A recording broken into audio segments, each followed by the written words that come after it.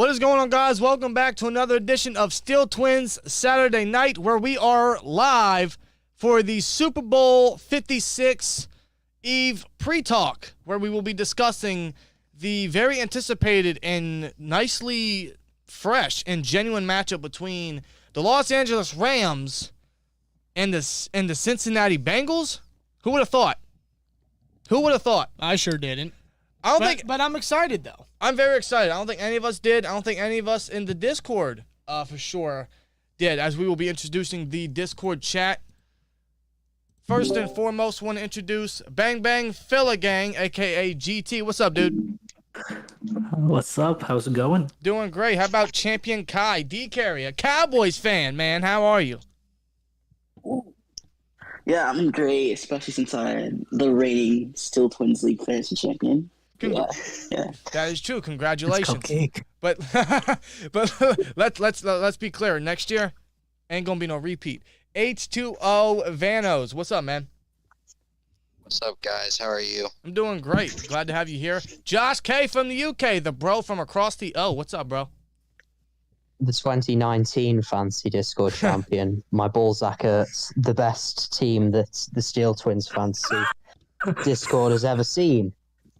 11. That's kind You can thank Drake Greenlaw for that one. I don't want to talk about it because I Josh was the one that beat me when I needed whatever the tight end's name for the Seahawks. I forget Hollister. his name. It was Hollister, and Drake Greenlaw went in and destroyed him. Shout out. Greenlaw, of conclusive. You Josh lost is not more lucky than me. Josh is more lucky than me. Shout out to Dre Greenlaw. I needed 1 fucking inch, okay? But congratulations to Josh. And, of course, finally, to close it out, the Paper Portal. What's up, bro? Hey, what up? How are you guys tonight, man? Super Bowl Eve. What do you guys think of the Super Bowl, man? The Rams. Yeah, I'm supporting the Rams. I wanted the Bengals to make the Super Bowl because I really didn't want to see the Chiefs in it again, but I'd like the Rams to win. And I think they will win. I think we can all agree on that. You know, it's thank God there's no more Brady, no Mahomes, no Rodgers. It's a genuine, fresh matchup this year. I think we can all appreciate that, even though the majority of us here are Steelers fans. Seeing the Bengals in there is very awful to watch, but at least it's fresh from a football aspect. But before we get into the Super Bowl, we want to get into the NFL honors. Of course, the honors occurred on Thursday. We're going to go over the winners real quick and give our honest opinions. MVP was Aaron Rodgers. Was that to anyone's, not surprised? I thought it was a right decision. It wasn't. Sean Brady or Cooper Cup? Yeah, Cooper Cup did not. Actually, Knowing that MVP is more of a quarterback award, I think was either going to go to him or Brady. Rodgers was the best quarterback. Yeah. No, I don't know. I'd have given it to Brady, personally. Brady had a ton of weapons, though. I think Rodgers, he only had Adams, and then Marquez Valdes-Scantling was his wide receiver, too. I'm going to be completely honest. I thought it was either between Aaron Rodgers or Jonathan Taylor. Between those two, I had so much belief that Jonathan Taylor would win it, but they always give it to the quarterback, so I'm not surprised Aaron Rodgers got it. Yeah. I think if it wasn't a quarterback, it should have been Cup. I mean, I'd have given it to him anyway, but we realistically knew it would have been Rodgers or Brady. But if it was a toss-up between those two, I really didn't have a preference either way. I'd have given it to Cup, though, if I had the choice. I agree completely. I mean, he's just on a complete hot streak. No receivers ever won it, so it's no one shock he didn't. At least he got one single vote, but I think Cup should have won it for sure. Coach of the Year, Mike Vrabel. Now, I understand he went through so many injuries and still got the #1 seed. I would have given it to Zach Taylor. What are your guys' thoughts? I agree. Yeah, I wouldn't I'd give have given it to Taylor. Yeah. Zach Taylor totally deserved it. Mm-hmm. Because you look at the Bengals, and we'll talk about when we get to the Super Bowl, seeing what Taylor's done in just his 3rd year and risen this team from the worst to one of the best right now. It's incredible. Offensive Player of the Year, Cooper Kupp. This was to no one's surprise. Yeah, that was the right Could have choice. been MVP. Yeah. Defensive Player of the Year. Now, I know there's going to be some controversy here because there's a single Cowboys fan in the chat here. TJ Watt finally got what's rightfully his. He was robbed the last 2 years, and he finally got his this year. Congratulations to Trent Jordan Watt. D. Carey, I want to talk to you specifically. Do you think TJ seriously deserved it, or would you have given it to Micah? Wouldn't have given it to Micah. TJ deserved it. None of the other candidates were that great. But like, wait, you should- it took him an extra week to break the sack record. But just saying. He What are you played talking He played about? 15 games. No. But if it wasn't an extra week, then he wouldn't have had a chance to break it anyway. So like I said, That's such a lame excuse. He played 15. Yeah, that is. He played 15 games and exited 3 of those. Full of shit, Corey. he wouldn't have had a chance. It wasn't an extra week, so Ow. he only tied it. Okay, let's say he didn't break it though. He still or tied it rather. He still would have deserved it. Yeah, no, he I got it. definitely deserves. But he deserved it. As all the other candidates and like any other. See, Gary, I'm just gonna say this here. I have a bottle next to me. And it's filled with your tears. GT with the tough. shots. Comeback player of the year, Joe Burrow. Now this could have went to Dak. This could have went to Nick Bosa, but this ultimately went to Joe Burrow. To no one's shock because he led his team to the Super Bowl after an ACL injury in the second year. So I think he's deserving, right? Yeah. I think this is a. Yeah, I thought Bosa should have at least gotten a vote, though. I thought that was surprising. Yeah, I totally agree. I don't know why he didn't. 15 and a half sacks. Let's see. Offensive rookie of the year, Jamar Chase. Yeah, no Yeah, he complaints. couldn't- I'll No, give it it to really someone was else. not. You know, if the league, He's I'm just Super Bowl. glad it was Chase and not Mac, because at least it shows the league is not fully just a quarterback league. Other players can positions can win stuff too. That's a good way to look at it. And listen, I know that Chase blew away the competition. He totally was the guy to run with it. I think Najee should have gotten at least 1 or 2 votes to see what he Oh, did. yeah, for sure. 1,200 yards. I mean, how many think touchdowns? about it. You know, with our disgustingly bad open line and the fact that without Najee, I don't think we get many of the wins we do. Yeah, I think he at least should have gotten at least a few. And, of course, defensive rookie of the year, Micah Parsons of the Cowboys. No one's shocked here. Yeah. I mean, Unfortunately. He's to not me, picked it was rookie of the an year. wasn't it He was an the anonymous first voting? unanimous rookie of the year of all time. There was no for defense. competition for him. None of the other defensive Yeah, no, rookies it was. were that I'm good. going to be real. Okay, It but was for kind him, of cupcake. unanimous. Not one other person got a vote. I don't- That's Everybody because, got a because vote. there's no competition. If there's it no was, Micah if, Parsons. Yes. if it There's was, usually one hating voter. At least one hating voter. yeah, Because no because one else was good. They couldn't have voted because for no anyone one else. was good enough to be there. So in your view, it's a cupcake. Well, if J.C. Exactly. Horn would have stayed healthy, I think he would have gotten a vote or so. And the Bengals made a stop. That's all the Bills had to do. They just had to make a stop. And they couldn't do it.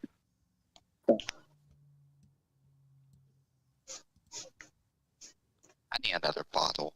For some reason, we're getting dropped frames. Hopefully, it doesn't remain that way. Yeah, I'm getting a lot of people saying rip stream. Yes, yeah, I was just told that Yeah, the stream was frozen. this internet's a piece of shit. I gotta switch it. I can't wait to switch it. But moving on, the Super Bowl. This is the main talking point, of course. Rams at the Bengals. Who we want to get into first? We want to get into the Rams first or the Bengals first? I'll let you guys choose. Let's start with the Rams. I think that's a good starting point because you obviously look at the Rams and the team they built. They made that blockbuster trade for Stafford last offseason just a year ago, and a year later, they're in the Super Bowl. Stafford was wasted in Detroit. He finally escaped the Lions' den and put on a phenomenal season where he saw his first ever playoff victories and now his first ever a Super Bowl appearance, you know, while wreaking havoc with Cooper Kupp, who he himself is making his first Super Bowl appearance. Remember, he was out the last time the Rams made the Super Bowl due to an ACL injury. So seeing the season Kupp has made with Stafford, and now they're getting Cam Akers back. They got him back late. Plus, they made the addition of Von Miller and Odell, and even brought Eric Weddle out of retirement. So, seeing what this team has done under Sean McVay, it's good feeling to see that Stafford's finally succeeding. So, when you look at this Rams team, Ken Stafford, who's hungry and finally has that first bit of playoff action and Super Bowl taste, can he take it all the way? I think the most obvious thing you can say about this Rams team is, while they're really good, obviously, it doesn't feel like they're built for a dynasty. It feels like if they don't get it now, then they might struggle to replicate it in the future because they've made all these big trades, signed these big free agents, but the QB's 33.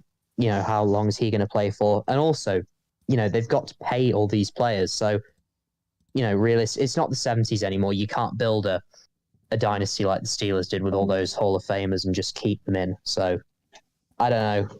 It feels like it's built for the short term, but And remember, they've got no draft picks as well. Yeah, So I mean, trading all that this they is it did. for the Rams. If they don't win now, then I don't think it'll happen for them. I agree. Trading all that they did for Stafford, this is definitely one of the few last chances that they can with this blockbuster dream team, I suppose. So, but they have a very tough task because the Bengals, from what they were recently used as in terms of reputation, they're not that no more. They're not the bottom of the North they were the last 3-4 years. They're not, shit Cincinnati, as we all like to make fun of them. They're actually a very competitive team, very young team that has a lot to grow. I mean, let's talk about the journey a little bit. They obviously drafted Burrow #1 overall just 2 years ago and added incredible weapons around him like Chase. They had Boyd and Mixon before. They added Higgins the same year they added Burrow. The only thing they got to build upon is, of course, the O-line. But you see what the defense can do. They built the defense. They rebuilt it, actually, via free agency with guys like Hendrickson, DJ Reader, Woozy, Mike Hilton, obviously, Von Bell, and built core guys like Jesse Bates and Logan Wilson. Hate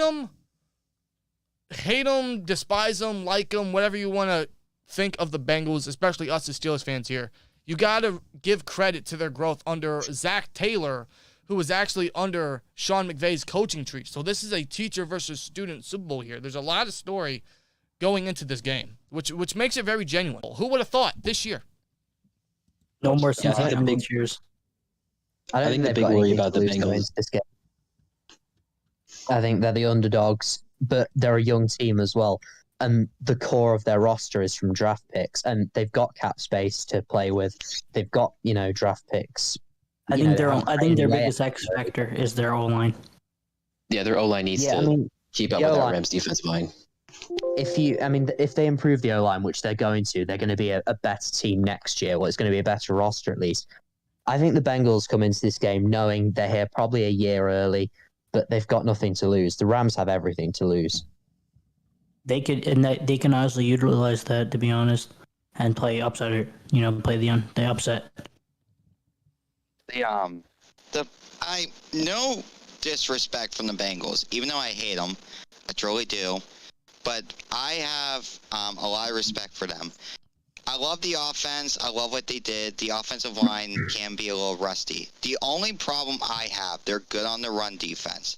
It's their corners and safeties. Like, some games they'll do bad. Doesn't look like it, but it's really bad. And we know how the Rams offense can do in the air with Cooper Kupp and OBJ. I think the Rams have pretty good corners, though. I mean, they got Ramsey, Darius Williams. I mean, and their safeties have been pretty good, too. I think their secondary can hold them. So when you look at it from both sides of the ball, this is an incredibly fun matchup. That's why I use the term genuine so often when I think of this game, because it's, for the first time in a long time, this Super Bowl is actually one to really be excited for. It's not like there's a Brady or like, a big star who's been here 8,000 times who's looking to win another ring. This is two teams that, outside of the Rams 2000, championship that they won back, on the greatest show on turf, none of that team is playing here now. I'm pretty sure none of the team players on here outside maybe like a few have actually gone to a Super Bowl. So it's, very exciting. Yeah, the roster's changed a lot from the 2019 Super Bowl they played in. Especially if you look at the offense, the offensive line's not changed an awful lot, but it's a different QB, different set of running backs. Cooper Kupp didn't play in the last Super Bowl. Their receivers in the last game were Brandon Cooks and Robert Woods. Woods is hurt. Cooks has moved on. It's a completely different roster. So, it's nice to see the new faces in the game. That's why I didn't want to see the Chiefs in the Super Bowl, because 3 years in a row, if the Steelers aren't in the game, you just want to enjoy it, and you enjoy it much more with new teams, new face in the Super Bowl. I think that's, in the best interest of the sport. Yeah, you're absolutely right. That's why I'm such a fan of the Super Bowl this year, even though it is the Bengals. At least it's a fresh matchup. And as a football fan, I think we can all appreciate that. Going back to what you said about the O-line, Josh K., of course, one member of the Rams O-line, Andrew Whitworth, he won Walter Payton Man of the Year. He's 40 years old, but he is facing the team that drafted him. That's another story going into this game. Whitworth, in a Hall of Fame career, the only thing he's missing is a Super Bowl title. How fitting would it be that he could win it versus his former team, the team that drafted him? He's one of those guys that you want to see get a ring, alongside Aaron Donald and Odell. I like Odell. I'd like to see him get a ring, but the Rams are full of players. The roster's full of players who you really think are deserving of getting a ring, and I think this year might be their last chance. So I'll be rooting for the Rams. Obviously it's the Bengals. We don't like the Bengals, but even if it wasn't, I think I'd still be rooting for the Rams because I think, it's a really good story. A lot of the players that are on that team. Now, if I can recall correctly, this is Witherspoon's first Super Bowl. So this not what this one only. No, wait, he played in the last one. But going to the point where playing their first Super Bowls, or trying to win their first Super Bowls, guys like Aaron Donald, Jalen Ramsey, obviously Cooper Kupp, Odell, Matt Stafford. I mean, this is a lot of careers trying to be complete here for the most part.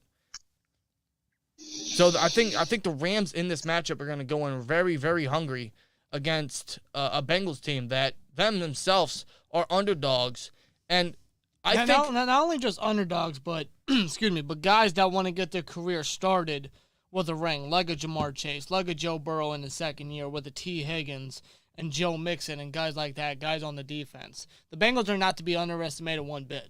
Although they're going into Rams territory in the Rams Stadium, the Bengals, I can't stand them. I do not like them one bit, but I have to give them credit where credit is due. They have brought that team up to literally relevancy after being literally nothing but a pile of dog crap for how many years? And the Bengals are literally in the first Super Bowl for the first time in over 30 years. They're going up against a stacked Rams team that are definitely the odds-on favorite for not just hosting. Well, they're technically not hosting a Super Bowl because the Bengals are the home team, technically, but it's the Rams Stadium. But the Bengals are going to be going into enemy territory, and the biggest stage of them all was Zach Taylor, a young head coach, and his first experience in the playoffs, bringing them to somewhere where they haven't been able to get to for 30 years. The Bengals are going to want this for sure. You're right, but although, let's say they do lose tomorrow, fingers crossed, because we still hate the Bengals here. No matter what happens with the Bengals this year, they should be proud of the season they put on. No one expected this. I think certain Bengals fans did not expect this. I got to give props to the Bengals making it this far. The job's not over for them, but I feel like one of the true points that will be a game changer is the fact that they really didn't address O-line as much as they should have, or as we've given them criticism for, because they're going against Von Miller and Aaron Donald. I mean, who the hell is going to block either of those guys? I can't name you one guy. Peniswell. Oh wait, they don't have Peniswell. That's right. Never mind. That's what I'm saying. Steel Rick with his 599 super chat. The Rams will beat the Bengals tomorrow. Go Rams. I think every Steelers fan's rooting for the Rams tomorrow. Like, as a football fan, it's fresh to see the Bengals in there, but now that they're in there, I don't want to see them succeed no more. Well, of course not. So they can go fuck themselves and have the Rams just dude, shove a horn up their ass. It's crazy that the Bengals somehow, some way, were managed to get to the Super Bowl before we were, and we were at least relevant for over a decade. That's another It's topic. just a QB. We need a QB before we can get there. That's another topic for another day. Yeah, that is. Well, in terms I wonder of if that, Terry Bradshaw can still throw a football. of course he can. I don't know. Can we sign him? Can he come back and Hashtag bring help back us win Terry. this? Hashtag bring back Terry. No, I'm just joking. No, I don't want another aging quarterback behind this O-line. I don't. But heading into this game, I got to ask you guys in the chat and in the Discord, who do you guys think is going to be the breakout player? Normally in Super Bowls, there's like breakout players, there's players you never really heard of before that make a name for themselves. Guys like Antonio Holmes, Chris Matthews, remember him with the Seahawks. Of course, Malcolm Smith. There's so many other names David out Tyree. there. David Tyree, you're right. So, like, who do you think could be the breakout player for this game? The quiet one, I suppose. Oh, I think he's going to go. I think Samja P. Ryan is going to be that guy. I mean, he's the Bengals running back too, but he's a pretty good receiving back. I think he's going to get a touchdown or two. So you think Samaje Perine could be that sleeper Yeah, guy? that's his name. Yes, yeah. He's had some big games this year. Now, don't give me hope because I'm betting tomorrow. So, Yeah. Better not bet too much. hey, it's the Super Bowl, man. I'm trying to win. I'm just trying to win. Yeah, sure. I'm going to say The Rams Darius also- Williams because I think they're going to have to avoid throwing on Ramsey's side of the field as much as they can. You know, Williams is going to get a lot of targets, and it'll be a big ask against that receiver core. But I think he's a really good corner, so I trust that he'll be able to make plays, and I think he's going to make a really big play tomorrow, and he'll be the. I'm not going to say he's going to win Super Bowl MVP. That's a stretch, but I think he's the player a lot of people will be talking about after the game. Yeah, I'm very impressed with Darius Williams and his progression. You know, he's the body of a slot guy, but has responsibility of an outside guy. You know, I feel like the responsibility and the fact that there's a height difference, and Williams versus Higgins, could that be a factor, or do you think Williams will still hold his own? It'll be difficult, but I've seen him play well this year, so we'll see. It's difficult though.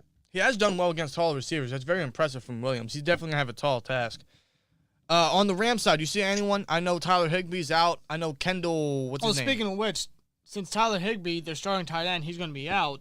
Another breakout guy that could make a name for himself is their backup. Kendall Blanton? Yeah. And I remember he had a very, very impressive game against the 49ers 2 weeks ago. He stepped up big. He was catching passes, getting first downs, making plays. I think he's another guy that could be a potential sleeper / breakout player for this game.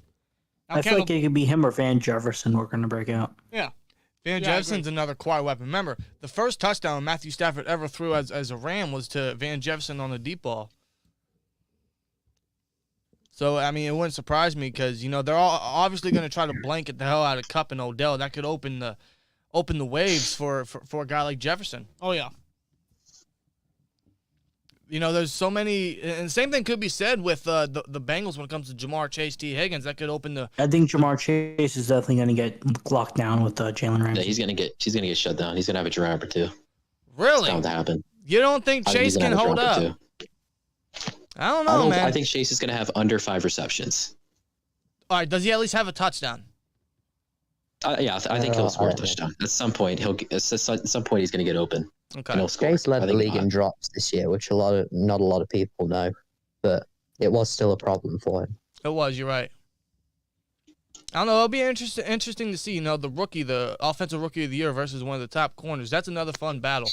But because of that, and because of Higgins, could that open the door for a Tyler Boyd, a C.J. Uzomah, who I think is supposed to play? That could open he the is door playing. for a Perine, like Paper Portal said. So both offenses are stacked. Both defenses not to be underestimated, but I think the offenses are too overpowering. Could this be a shootout sort of deal come tomorrow? Potentially. I think it's gonna be the points more scored like will be the over. I think there's gonna be over 70 points scored. Wow. Imagine that. I think it'll be back and forth for the first 3 quarters, and then the Rams will run away with it. But I don't think it's going to be massively high scoring, but it's not going to be a bore fest either. I think it's going to be. I think it's going to be 37 to 34. I'm going to go Simpsons. Yeah, I think it'll be somewhere around there. I'm going to go Simpsons route, 34-31. I think Hey, 31-17 Rams. could we see But it'll be it'll be Evan close. McPherson make a last-second field goal like he's done all playoffs? Imagine that. Yeah, and Money McPherson is different. I hate Dude. to say it, but he's different. That's why you draft You don't kickers, hate man. to say it. You've got him in Dynasty. Well, Don't give us all you He's my hate to guy. say it. You've got him in Dynasty. Don't go there. Pearson. So he's my guy. he's the Bengals guy too. He could win them the Super Bowl. Imagine that as a rookie. I hope not. I hope not either. But when it's all said and done, who do you think is going to win the game, and who do you think is going to be Super Bowl MVP? I'm going to go down the line here. GT, your predictions. I think the Rams win the game. Like I said, 37-34. I think Super Bowl MVP will be Aaron Donald with 3 sacks. Interesting. All right, how about H2O Vanos? What are your thoughts? Rams by a field goal, 27-24, and I'm going to pick... Actually, let's mix this up a bit. I'm going to go OBJ as MVP. 3 touchdowns. Ooh. Excuse me. I like that. I like that idea. Josh? I'm going to say Rams 31-17. Sounds like a blowout, but I think it'll be a close game for 3 quarters, and then the Rams will run away with it a little bit, and I think Cup will be MVP. I think he's going to have a massive game. All right, Paper. I think the Rams are going to win it, and I think Von Miller is going to go back to his Super Bowl 50 performance, and he's going to get a strip sack, and he's going to win the Super Bowl MVP. Interesting. I like it. I like it. I'm going to go very generic here. I'm going to go Rams win, Cooper Kupp get MVP. Okay. I'm going to go Rams here, and I'm going to say Matthew Stafford. Oh. I think Matthew Stafford gets it. If the Rams win, I think Stafford gets it. I think they're gonna rely heavily on the passing attack, and I think they're gonna try to blanket Kupp as much as possible. But don't underestimate the other targets that the Rams got. So it is a clean sweep here. We all choose the Rams. That means the Bengals are gonna win. Yeah, that means the Rams better not let us down. They just want to make us cry, don't they? That's normally how. You jinxed it. Yeah, we're gonna be the crying gotta Bengals cry? lady. We're gonna be the crying Bengals lady at the end of the fucking Super Bowl.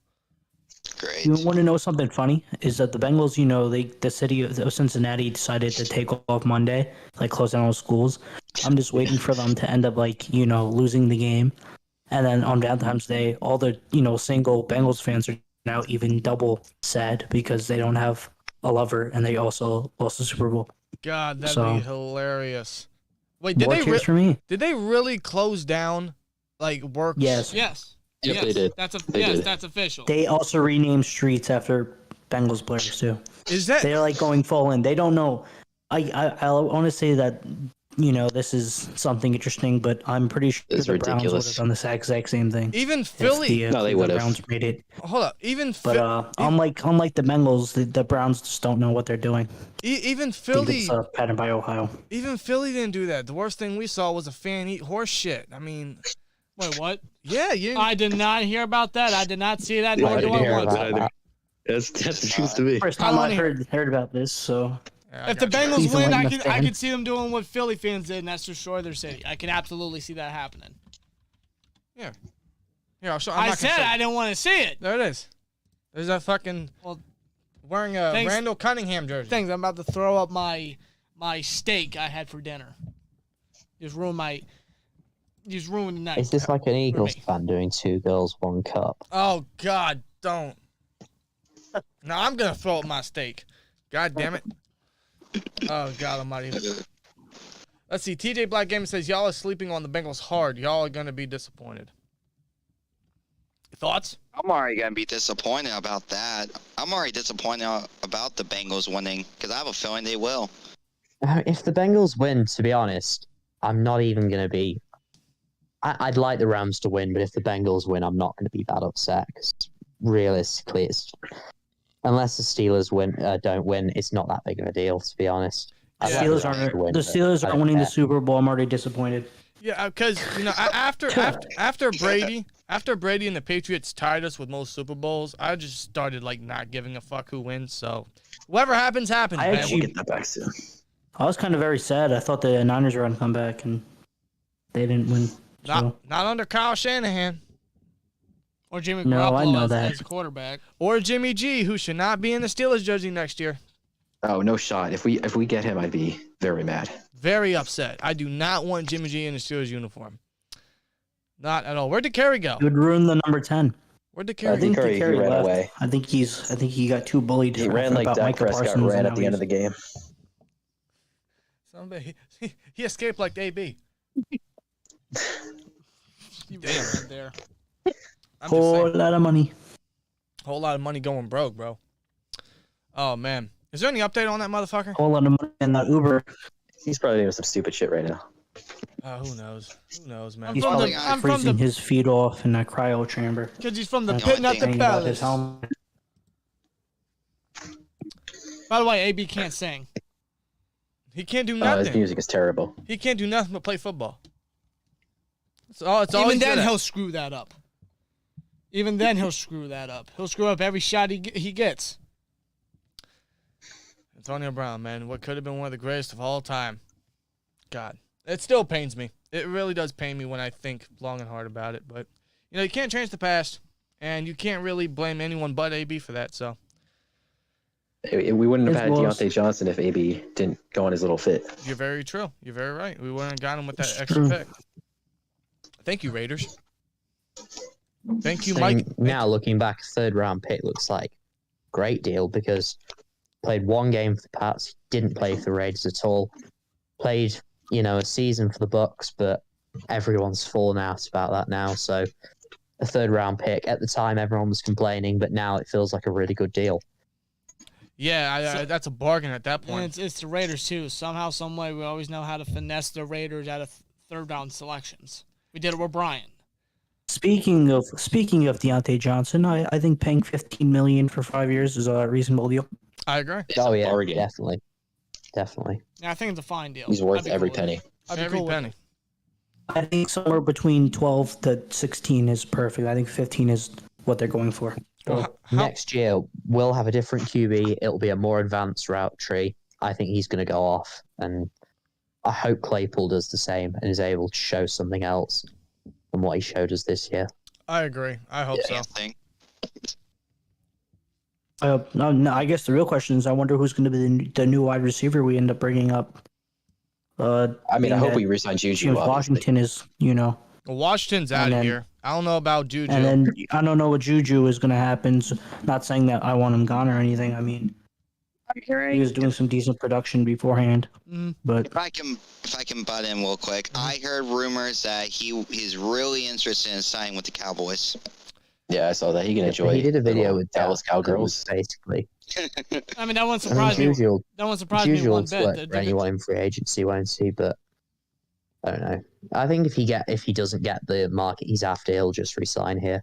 Yeah, I agree. So, But and I can see that happening. I don't think he's got much of a market, to be honest. he doesn't. But honestly, like I'm gonna go into the whole Juju thing like I did last year. If he resigns, great. I'll gladly bring him back. If he leaves, I'm not gonna cry over it. No. Yeah, Because not we're a huge loss. it's not the end of the world. the Pittsburgh Steelers. We could bring in the ball boy, the We water make boy. wide receivers easily. Yeah. So I'm not gonna hurt over loss of Juju if he does leave, but who knows, man? Who really knows? Yeah, we'll find out next Besides, month. isn't this wide receiver class very good and wide in terms of No, yeah, this is a pretty good This is class. a- It's it's a a D class, class. It's pretty Yeah, stacked, so yeah. we can pick a guy up in the third, fourth rounds, and I think we'll be fine Yeah, I if he agree. leaves. Yeah. Something Colbert loves to do. There's a lot of good classes for a lot of positions in need. Corner, middle linebacker, receiver. A lot of good positions. Oh yeah, for sure. Which, by the way, our first Speaking mock, of which, I think there's a mock draft coming out on Wednesday. Am I not wrong? will be out Wednesday. That's a yearly thing. Our Uh-huh. first mock draft always comes out the Wednesday after the Super Bowl. I think our first mock is finalized. Spoiler alert, there's no quarterback. Ooh. And Don't shoot us. I want to throw another. You guys spoiler are out. on the O-line train, aren't you, first round? Yes, Yeah, sir. I'm gonna very, be on. I'm very I want- passionate about QB. I'm gonna be very. I'm They're of the opinion Tyler that Linderbaum O-line can train. be addressed in free agency. I completely I agree feel with like- you. O-line I free. think the choice on O-line depends on what we do in free agency. Here's how I. I think this is If the we do perfect nothing year in to get a free QB agency, in I the think we first will round win. because everyone's so down about this QB class, but realistically, next year's QB class, they say it's going to be a great class, but they're looking at the top 2 names. They're looking at Exactly. Bryce Yep. Young and CJ Stroud. They'll be top 5 picks. We're not going to have a top 5 pick. So this is a perfect opportunity because QBs are going to fall into our range. So it seems like a no-brainer to me that this is the year you I agree. attack the QB market. Well, here's how I see it. Our first mock is based off of what we haven't done yet. So if we do go out and actually get O-line in free agency, fingers crossed, which I think is what we should do for the O-line because we need veteran aspects there, especially at guard and at right tackle. Then we should have the flexibility to go quarterback. Right. But if we Band-Aid the situation like we did last year, I think we got to go O-line because we can't be Band-Aiding it with Zach Banner and Chucks again. No, we can't. I'll be livid if we don't attack free agency. I really will. And I know it's not in the Steelers' nature to spend big, but I'm not looking for, huge names. I just want good players, who we can, all solid, over the board. Vet That's what you need. You Present. need solid talent. You don't need these huge names and splashing out money. Exactly. Exactly. It's not what. Which is We're not the LA Rams, He's all solid right? We're the additions. Pittsburgh Steelers. and it's not what the Steelers. They don't go out and get big splash guys. But if they were to, I would love a Ryan Jensen because the Bucs are gonna have so many other guys to think of resigning. So I don't know. Teron Armstead's another guy. Who? Teron Armstead. Oh, Because definitely. the Saints have no cap space. But he's a left tackle. We're gonna keep Moore at left tackle. Yeah, I know, but yeah, we probably won't sign it. But and I don't think Dan Moore can really play right tackle, but Armstead's definitely a guy I would like. I would love Armstead. I would like Armstead as well. I know Dan I think Moore. our biggest two positions on the O-line is center and right tackle. I agree. We need a guard as well because I don't think Turner's coming back. Well, we can always get guard in the draft if we have to. I'm fine with that. I mean, Yeah, there's, we got That and Dotson also, for that and also, I think there's everyone's saying Dotson might go back to his natural guard position that he did well, and we're gonna put what's his face Green at Kendrick the Green. other guard position. everyone and hates then Kendrick we're- Green.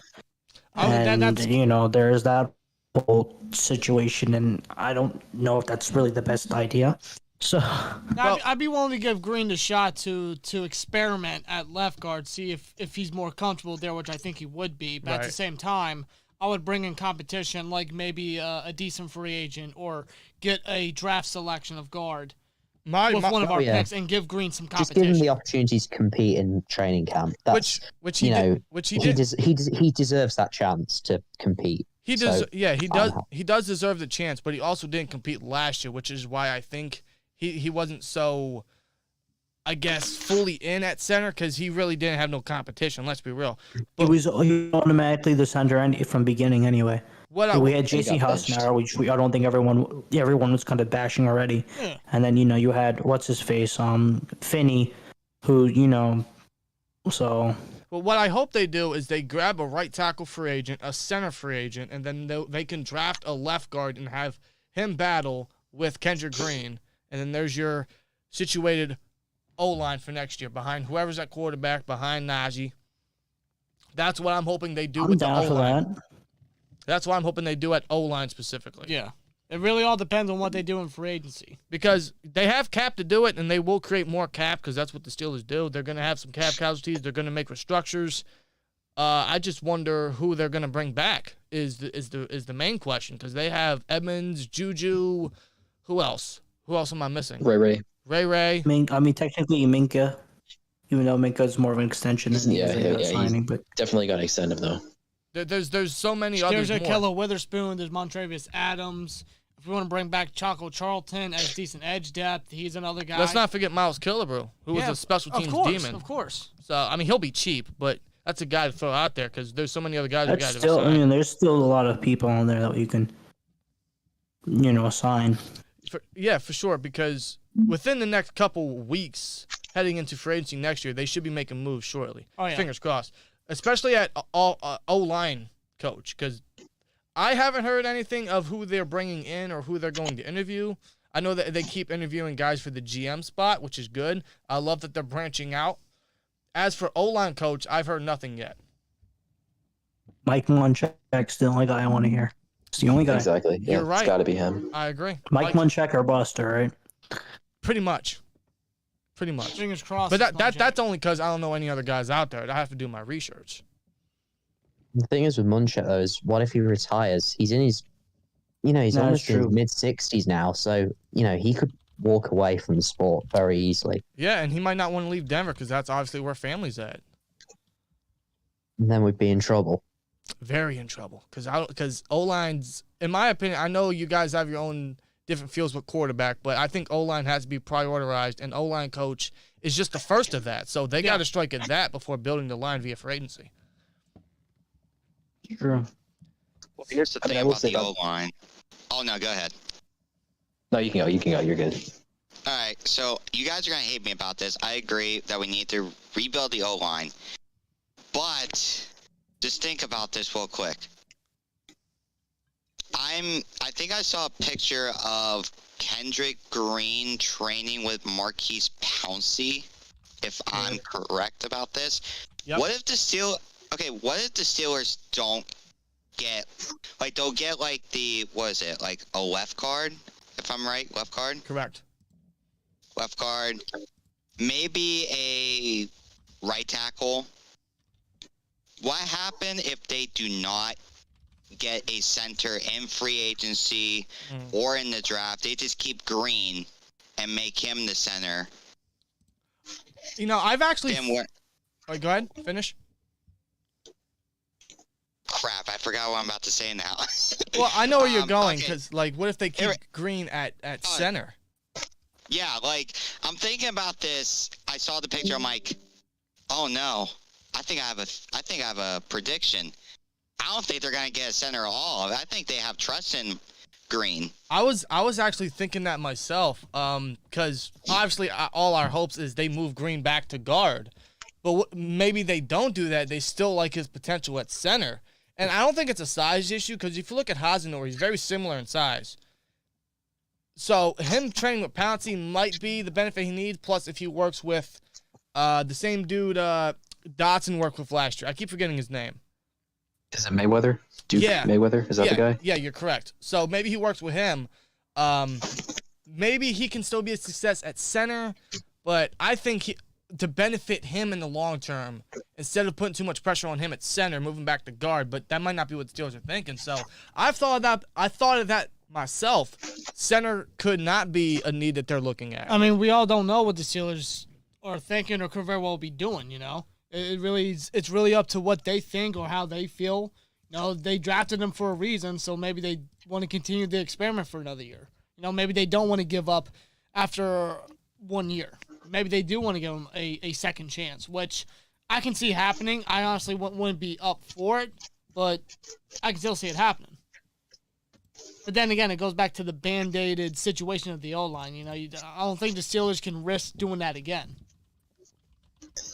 Yeah, I definitely think we have to address the O-line, but I will say, though, if we did put a guy like Malik Willis or Sam Howell behind that offensive line, even if it was a little bit bad, I think they would at least be able to make it work with their mobility.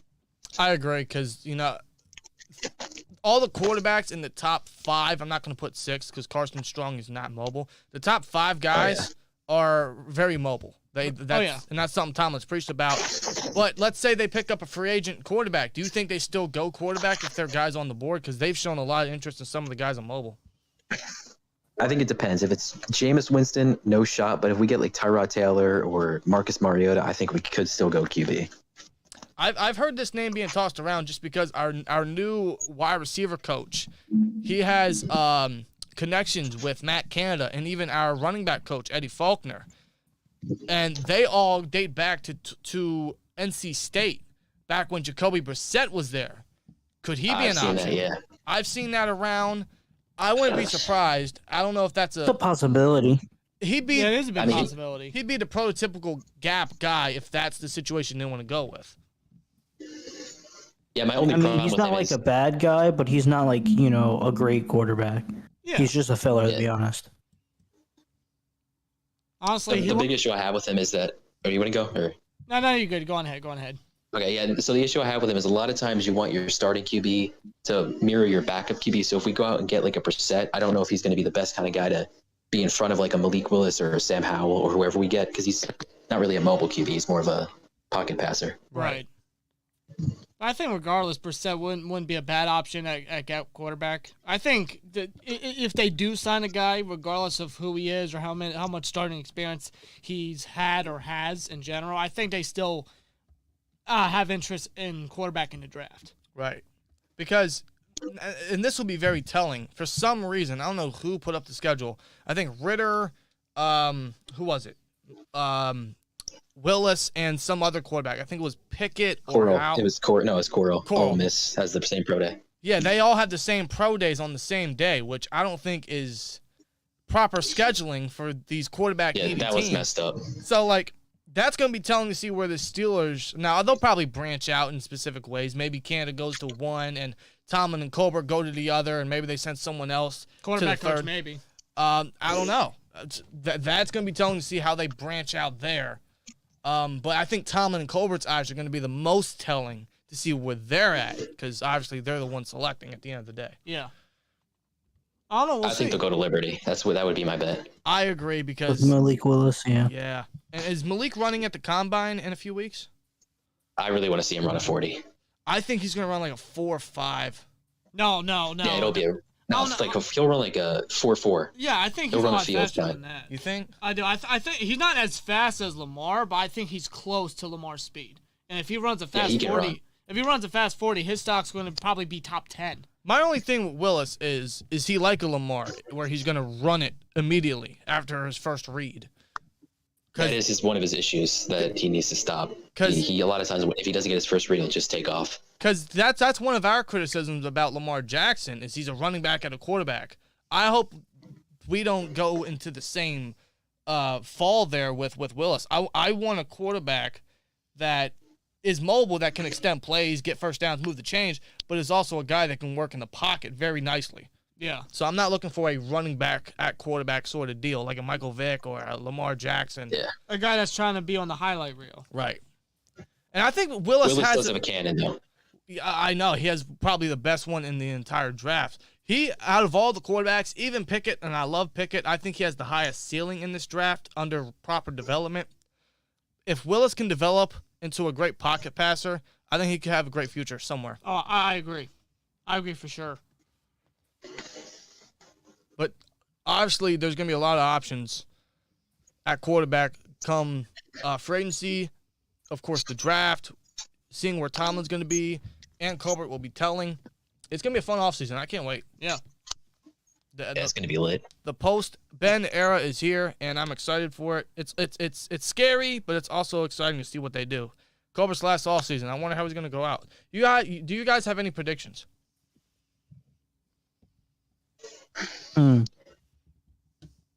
I do, actually. For the draft, if we do end up going to get a quarterback, I think we're going to trade up. I don't think we're going to sit at 20. Really? Would you trade up? It depends on how much we're going to have to give up. Like, I wouldn't give up an extra first-round pick, but if we can give up like a third next year or this year to get like Malik Willis or Sam Howell or whoever, then I'd do it. I'm curious. If they really like him. I'm curious. If Juju leaves, what would be our comp pick for him? Would it be like a fourth or a fifth, maybe? It would probably be I thought it'd be like a third. Because Juju won't. I don't think he's going to get us a third. Because we got a It's third. probably a fourth. Yeah, because we got a third for Bell, and now we're going to get a fourth for Bud, I believe. So we could get something similar for Yeah, Dupree. I would assume Juju would be the same as Dupree. So I mean, as far as comps go, I'm not for trading up this year because we have limited capital, and I don't know if Colbert and Kahn or Hunt are going to want to handicap their first draft. Although they're going to be heavily influenced in the draft, obviously, since they're going to take over the team, I would imagine, after Colbert leaves. So they're going to have influence and say in if they do trade. But I don't know, is that ideal heading into the future for a quarterback that you like, very potentially?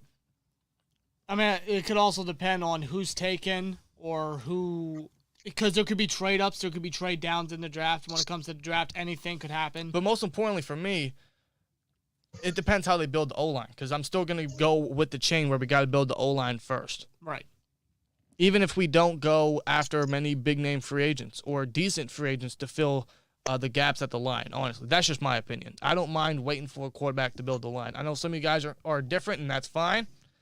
But hopefully they build the line so we can have flexibility to go quarterback if we need to, or if we have the chance to. That's how I see it. Oh, no, go ahead. You finish. Sorry. No, I'm finished. Go ahead. Are you sure? Yeah, go ahead, bro. I do have one prediction, one specific prediction. I can't speak right now. I'm sorry. Jason Kelce signs with Pittsburgh for a 1-year deal. Jason Kelce. I think he's going to stay with the Eagles. I think he's staying with the Eagles. I think the Eagles would be stupid to let go of a captain and a veteran and a leader like that. Unless he retires, the Eagles will be stupid to get rid of him. Right. Yeah. I don't know. I mean, the Eagles look pretty stupid anyway, so. You're right. But I think that they have made some pretty solid moves for what it's worth. But to get rid of a guy like Kelce willingly, who's to say Kelce may not want to explore other options? Kind of like Andrew Whitworth back when he hit free agency a couple years ago. Yeah, but this is Kelce, man. He grew up in Philly. Well, he didn't grow up in Philly. He built his career in Philly, and after that Super Bowl speech, I don't see how a guy like him leaves Philly. You know what I'm saying? They'll give him whatever he wants. Yeah. Probably, more likely. And again, I think that's the case. He's a strong leader and an offensive captain. They'd be stupid to get rid of him. Yeah, absolutely. I don't disagree with you there. Right. But it could also depend on what Kelsey, on how he feels.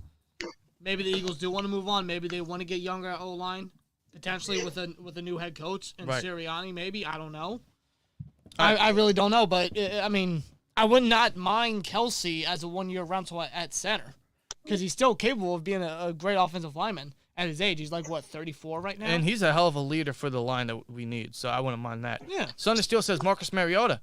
I'm a fan of that. For a year, a prove it deal. Yeah, he's solid. Because he's got all the tools.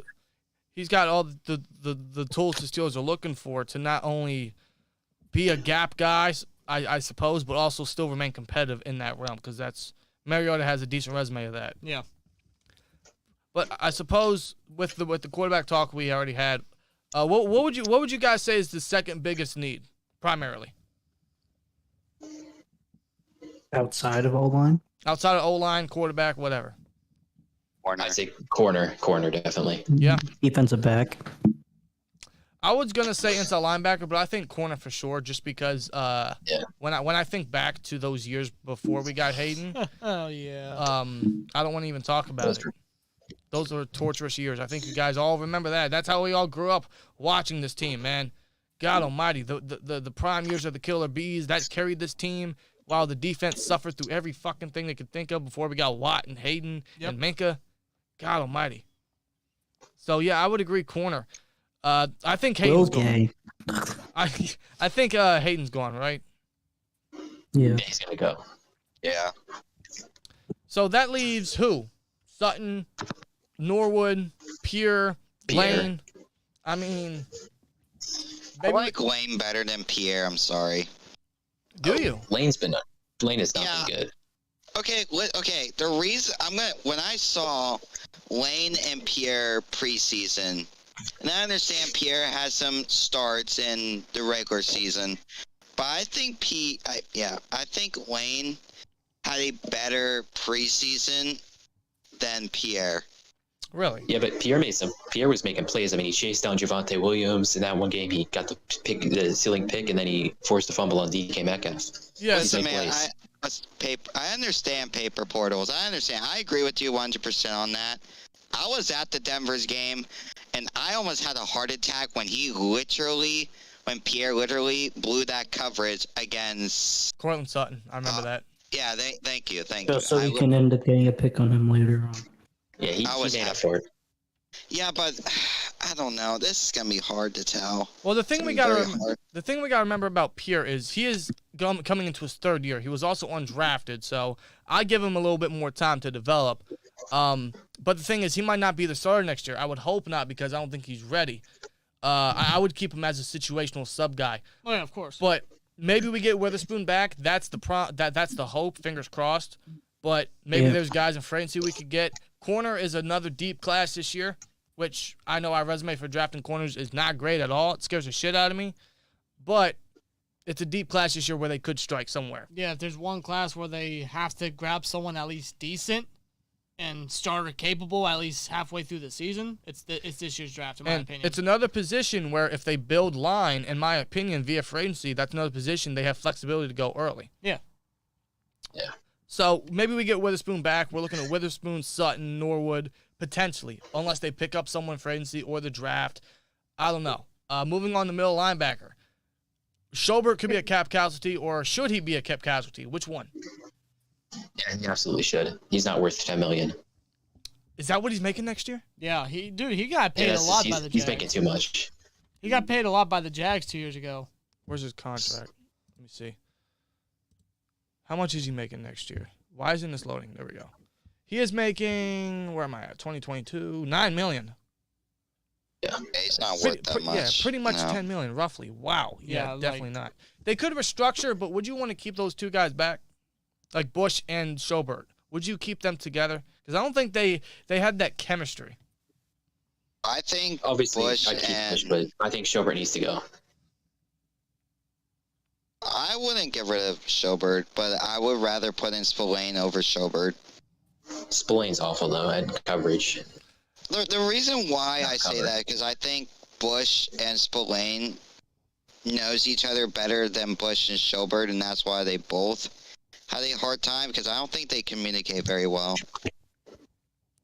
Yeah, I mean, I'll give Bush this. That coming off of an injury now, I can't speak from experience, but I can understand that would still have an effect on you mentally, which I think it definitely did. I think Bush actually admitted it. So Bush coming into his 4th year, I doubt he gets the 5th-year option. So this will be a pretty much prove-it year for him, and I hope he proves all the doubters wrong. I like Bush. I love the trade we made for him. I love his potential. I love his ceiling. I just hope he proves it. But who do we have opposite of him? It's probably not going to be Schobert. It might be Spillane for maybe to start the season if we draft a guy. That could be, I don't know. It's a deep middle linebacker class. There's Christian Harris. There's Darian Beavers. There's Chad Muma. There is Channing Tindall. There's, so many others that I'm sure you guys can name. Yeah, I would love Christian Harris round 2. I think that's a guy that I would really like if we could get him. Another big boy from Alabama, man. Now, why not get another Harris, right? 2 years in a row from Alabama? I'm a fan of that. Why not, right? Although I really like Beavers from Cincinnati. Cincinnati is going to be a school that the Steelers are definitely going to probably look at because not only is Ritter there, but there's so many other talent. Going back to corner, Kobe Bryant, there's Sauce Gardner, there's Darian Beavers.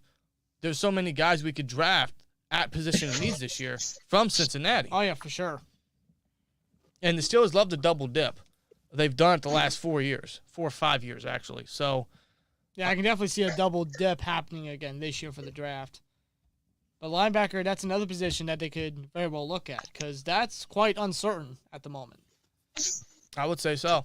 Sauce Gardner for Cincinnati would cover great, but would be a liability in the run game. He ain't tackling Chubb, for example. No. No, I think Kobe Bryant's a better tackler. Well, the problem with Sauce is he's too skinny. He's too scrawny. Yeah, how much does he weigh? Like 170, if I'm correct. So he's basically the same weight as Greedy Williams. Yeah, he's 6'2", 200. That's got to be a lie. No. Google, stop lying, bro. You was my best friend. He does not look. There's no way he's 200. Google was my best friend in high school, and now they're lying to me. What the fuck? According to Cincinnati's website, he's 200 pounds. He is not 200 pounds. He's like 180, 170. Yeah. Go right there. I've seen some places say that he's 188. That's still scrawny for his size. For an outside guy? And according to NFL.com, he's 200 pounds. Well, we'll find out come the combine. Yeah, we'll find the real measurement. Which I can't wait for the combine. It's one of my favorite times of the year to see these guys just running drills. Yeah, of course. All right, where are we at in the chat? There we go. Tuitt. What are you guys' thoughts on Tuitt? I hope he comes back, but obviously his mental health is more important than football. So whatever he needs to do. Yeah, but if he comes back, that'd be great. Yeah, I agree. We all love Tuitt here. The Steelers are definitely going to bring him back if he wants to come back, but that's the question. I don't know. No one knows any update. We all know what he went through, and I'm not going to put too much out there. But speaking from experience, me and Rob here, it's not fun. It's not fun whatsoever. And I still throw thoughts and prayers to Tuitt and his family. Hopefully they're still doing good. Hopefully they're in good spirits, physically and mentally. I don't know what Tuitt does. I don't think any of us do. It really all depends on, I want to say, the next couple months. Probably leading to the draft. Well, we're going to need to know soon. Otherwise, Tuitt could be a cap casualty. Or he could end up being, this could end up being like another DeCastro situation where we cut him after the draft. But let's say Tuitt doesn't come back. What are you guys' thoughts on D-line at that point? I know looking at it next year, we could have Adams back. We're going to have Alualu, hopefully fully healthy. Fingers crossed. I'm not getting my hopes high on that. We got the Davis twins. We're looking at Loudermilk. Do you think D-line's still a need? Do we need to seriously replace Tuitt, or do you trust Wormley in that realm? I trust Wormley. Yeah, I think Wormley was pretty good at times. And Loudermilk, he looked good. I think we got the guys to replace Tuitt if we need to. Yeah, Wormley 7 sacks last year. He wasn't even supposed to start. I think that's impressive. Very impressive. If you remember from down the stretch, the last couple of games, he was really stepping up a lot. Now, I'm going to toss his name out there. just because it's a guy I think the Steelers could target for extra D-line depth or maybe to take over for Alualu when he leaves next year or after next year. Tim Settle from the Washington Commanders, which is a hilarious football name. Tim Settle. Tim Settle is really underrated. He's really underrated. He was just buried under, a strong depth chart. And Tomlin actually gave him praise when he stepped in for someone who was injured on that Washington D-line when we faced them in 2020, before they gave 5 sacks last year.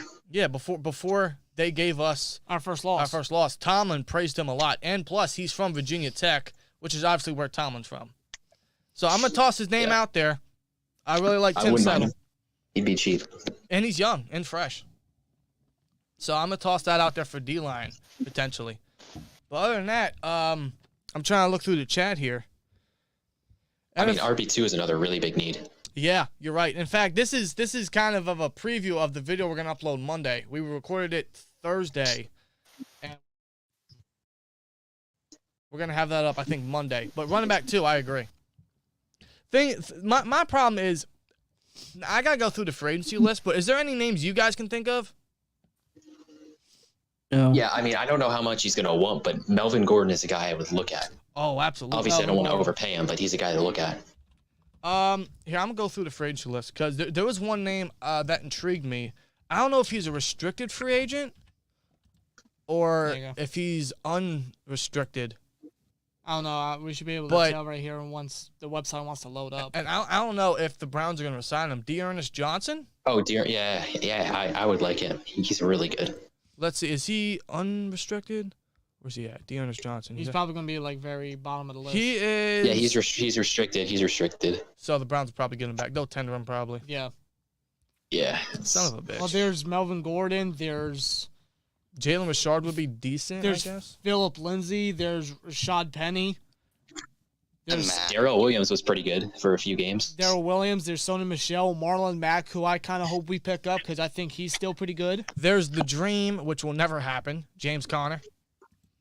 Yeah. Oh, yeah, James Conner. I miss him. I really do. We all do, man. I think the Cardinals bring him back, though. I mean, I don't see him leaving Arizona. Why would he? I love James Conner to death. He would be stupid to leave I Arizona. miss him. He would be stupid to leave Arizona. And even if he were to come back, I honestly believe we will not use him the way that Arizona was using him. I don't. Even if he were use to him as stay, a alternate to Chase Edmonds, and it works. it's the perfect pairing. It's perfect, dude. Like, they don't have a lot of blockbuster names at running back, but they produce. they don't need a powerhouse back because that committee works so well, and Connor can get into the end zone just as good as anybody in the NFL. And honestly. that's something I hope we adapt. I know it's something Tomlin has never really done outside of maybe when he had Blunt and D'Angelo Williams in 14 and 15. But we need to help out Najee. He's going to turn 24 in a month's time, and we already gave him 400-plus carries this year. I'm not trying to do that the rest of his career, which might even he'll get hurt. If we do that, he might not even last a second contract. Unfortunately. I don't want that happening. Hell, especially the many backs, the star backs Tomlin's had under his belt that he's overused and ran into the ground. We already know. Well, especially this one because we drafted him in the first round. I'm not trying to have him for 4 or 5 years and dump him. No, a guy like Najee needs to be protected. Needs to be protected, man. Because Najee, I mean, at running back, he's a rare breed, in my honest opinion. God bless him. 1,200 yards behind. 1,200 yards behind that O-line. I don't believe it, honestly. All right, where we at in the chat? Big Ben dominated AFC North. Joe Burrow time now. It's a new era, man. Joe Burrow, honestly, might be the second best. No, not second. He is now the best quarterback in the AFC North. Yeah, absolutely. He's been great. Unfortunately. Man, imagine he wins MVP tomorrow. I'm just saying, imagine he wins MVP tomorrow. Like, in his second year. He is built for big games. You're definitely right. Yeah, he's cold. I mean, there's only 2 other quarterbacks that won the national championship and the Super Bowl. I think that was who was. And he's also won the Heisman. And the Heisman, God damn. This dude just. This guy's about to embark on a hell of a resume at such a young age. I said it when he came out of LSU. I'm still gonna say it. He reminds me of a young Aaron Rodgers. Just the way he creates plays and magic on his feet and outside the pocket, extends plays. Obviously, he's got a lot of room to grow, but I think he could be prime A-Rod. I think he could be another Andrew Luck. As long as they build that O-line for him, then he'll last longer than Luck did. But I think Burrow can be another most Luck. QB last 2 years. Yeah, and that's been a recurring theme with the Bengals. It's crazy. They got rid of Whitworth only to play against him in the Super Bowl at 40 years old. Eh. Kind of ironic. Very ironic. Good Lord Almighty. Good for Witherspoon. God. This Super Bowl tomorrow, though, it's going to be entertaining. I don't know what you guys are doing, man, but I hope you guys have a wonderful time for sure. Because I know I will. It's going to be fun. It's And then we hit the grind for the off season. yeah, six, was it 7 long months without football. 5 something, I think. Back to hockey, basketball, and hopefully baseball if the lockout ends. Yes. Speaking of basketball, I have to check up on a bet I made earlier. You put a bet down. Yeah, I don't tell you because when I don't tell you, I have more success. It's 10 What's bucks. the bet? It's 10 What was the bucks. bet? It's like a 16-leg parlay. I'm a fucking idiot. You know how many bets this guy tells me all the time? How many has he won? None. One. When was that? How much? It was when Cooper Kupp and Debo Samuel got a touchdown in the championship game. And here's the funny. That was like 3 weeks ago. And here's the funny bullshit. I could have won an extra 130 if I chose Kittle to get that touchdown right before he did. I had it in my phone and I was gonna choose it, but I'm like, you know what? Let me see how this play goes out. And that play he scores a fucking touchdown. Good job. I was so fucking heated. Idiot. No kidding. See, I try not to get into this FanDuel stuff because that just puts more stress on me. And I have enough stress watching the Steelers. I don't need more stress now watching them. Well, You know, I want to try to enjoy the game. to each their own. Know what I mean? Here, I'm gonna check. I mean, I get it makes the game more fun and exciting, and I don't disagree. All right, Pascal, don't fuck But- with me, man. Don't fuck with me, Pascal. You know, I'd rather keep my money than risk losing it. So, Oh shit, he got 35 points tonight. God damn, Pask. Fucking hell. Good job, Dan. Hold I'm on. proud of you. Hold on, that's one of 16. Give me a minute. All right. I needed how many? I said 10 rebounds, 6 assists. I got that. oh jeez. All right, I won that. I think I won that. Okay. I think our quarterback should be Dwayne Haskins. Oh, He'll be in the really? competition. He's my guy. Embiid got. Oh, he about to get 40. Why not put that? Embiid's playing like MVP, man. Yeah, now he's got James Harden alongside him. Kevin Durant's better, but good for Embiid. Oh, I agree. Durant's probably top 3 in the league. Oh yeah, for sure. Oh shit! How much time's left? 3 minutes. He better get 4 more points, you fucking bitch. This is what he does off camera. So, Gus is at his phone. Embiid? He's got a hatred for Seth Curry now Wait, what the hell? because he didn't make how many threes did he not make? Oh, I'm tripping. Hold on. He's not even paying Huh? attention to me.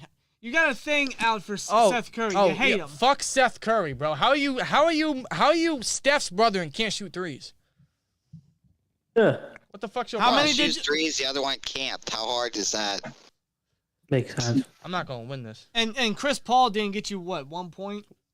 1 rebound. One which, rebound, Which, that's what it which was. the NBA took away. Yeah, they fucked him over. He right got there. Oh, I saw that. Yeah. He got the rebound and the NBA took it away. Someone owed me $85.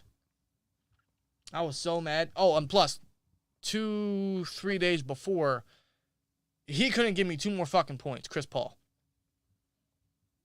Yeah. I'm not winning this I tonight. think you have to stop choosing Chris Paul. Hey, I think he should just take a break from basketball bets. Well, hold on. The Suns are probably the best team in the league right now. Okay, but the Suns Bro, ain't like- doing nothing for you. Take a break from bets. Oh, shit. You can do the Super Bowl. I mean, I don't care. I mean, need 3 more rebounds from Jared Allen. How about you just wait till the finals? I know that's another few months ahead, but Fuck me. It's Dan. He's not going to be able to wait. no. Oh, shit. We're talking about probably the most impatient freaking guy on the planet right here. What does that mean? You can't wait for anything. Oh, I think you know what you mean. All right, I need what's his name? What the fuck's his name?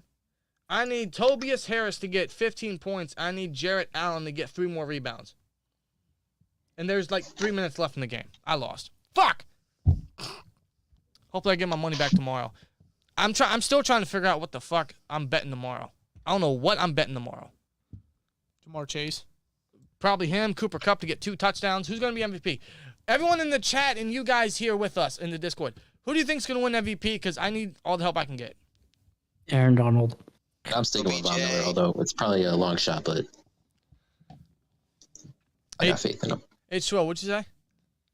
I'm going OBJ, but you should pick Cooper Kupp. I'm thinking Kupp, Donald, or I don't know, Chase. I don't know why. I still think Stafford. I really do. I don't know. That's probably the safe bet. It probably is because it's a I quarterback feel league. and I feel like because both offenses could heavily rely on the passing attack. Because if I'm not mistaken, I think both the Rams and Bengals rush D are top 5 together, if I'm not mistaken. And if they stop the run, then they're going to rely heavily on the passing game. And you know the quarterback's going to have high passing yards if they pass it so many times in the Super Bowl. So that's why I think if the Rams win, Stafford gets it. If the Bengals win, I think Burrow gets it. Well, there's only been 7 wide receivers that have won MVP in the Super Bowl. That's Lynn Swann. There's Fred Nikoff. I forget. Jerry Rice. Deion Branch. Branch. Antonio Holmes, and most recently, Julian Edelman. And Hines Ward. My boy Hines Ward. Yeah. Three of them are Pittsburgh Steelers. The other 4 are not. Yeah, go figure, right? Shows you how dominant we are. AB could have been one. Wide receiver factory. That's what we are. Let's not forget about that. Burrow MVP is more valuable. AB's just walking out, I guess. Here, how about I just put $1 on everyone to win MVP? I gotta win something. You'll win $1. Probably. Matthew Stafford will probably get it, and I'll bet like $15 on all these guys to get it, and I only get like $2 back. Son of a bitch. Trade for Rodgers? Nah, I'm good. That would cost way too much. Way too much. And same thing for Kyler Murray. I don't know how you guys feel about trading for Kyler Murray. I know he's being tossed around because of the He's not going to get traded, though. He's not getting traded. Why would they trade him? But it would cost too much for a team to trade for someone that honestly hasn't even proven anything yet. No. That's just, I know he can scramble a lot. He can. He's actually been kind of disappointing. I mean, he's really not done as much as he was expecting to do. Yeah, everyone overhyped him. I'm looking at him like, because everyone was comparing him to Russell Wilson. I'm like, he's nowhere near Russell Wilson. No, not yet. Not yet. So I don't know, man. But he's definitely not getting traded. Speaking of trades, is there one guy you think is going to be traded this offseason regarding the entire NFL, not just the Steelers? Devontae Adams to the Broncos. No, isn't Devontae Adams a free agent? They're not going to trade him. I think he is a free I agent. hope to resign. Yeah, he is. Yeah, so he won't get traded. Listen, I don't pay attention to free agency or offseason. I just let the people do their things and just be happy what they get. It's a smart deal. I'm very interested to see where Deshaun Watson's going to go now that the Dolphins aren't going to get him. I was just about to say, how about Watson? Jimmy Definitely G, not. does he get traded? Who's going to take that $26 million cap hit from Jimmy G? I don't think there's anybody that's going to want to. The Bucks. I think they'll just cut him. All right. Do you think Jameis Winston goes back to the Bucks? No.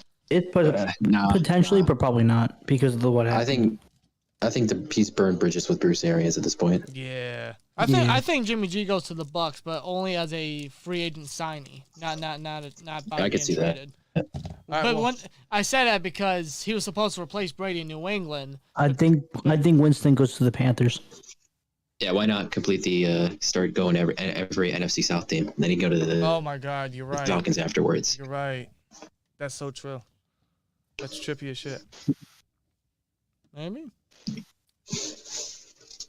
What if Jimmy G goes to the Bucks? I could see that happening. Yeah, that's my. I mean, they can win with him. I mean, he's not that good, but with that team. But imagine, he finally replaces Brady. Yeah, because that's what he was supposed to do, but Kraft didn't want him to. Yeah, that needs to happen. I can absolutely see Because that. Belichick wanted him to. Yeah, I don't think Arians is going to rely on Kyle Trask or Blaine Gabbert. No way. Oh no, shut. Not at all. The only other team that can give us the worst QB room a run for our money. Kyle Trash.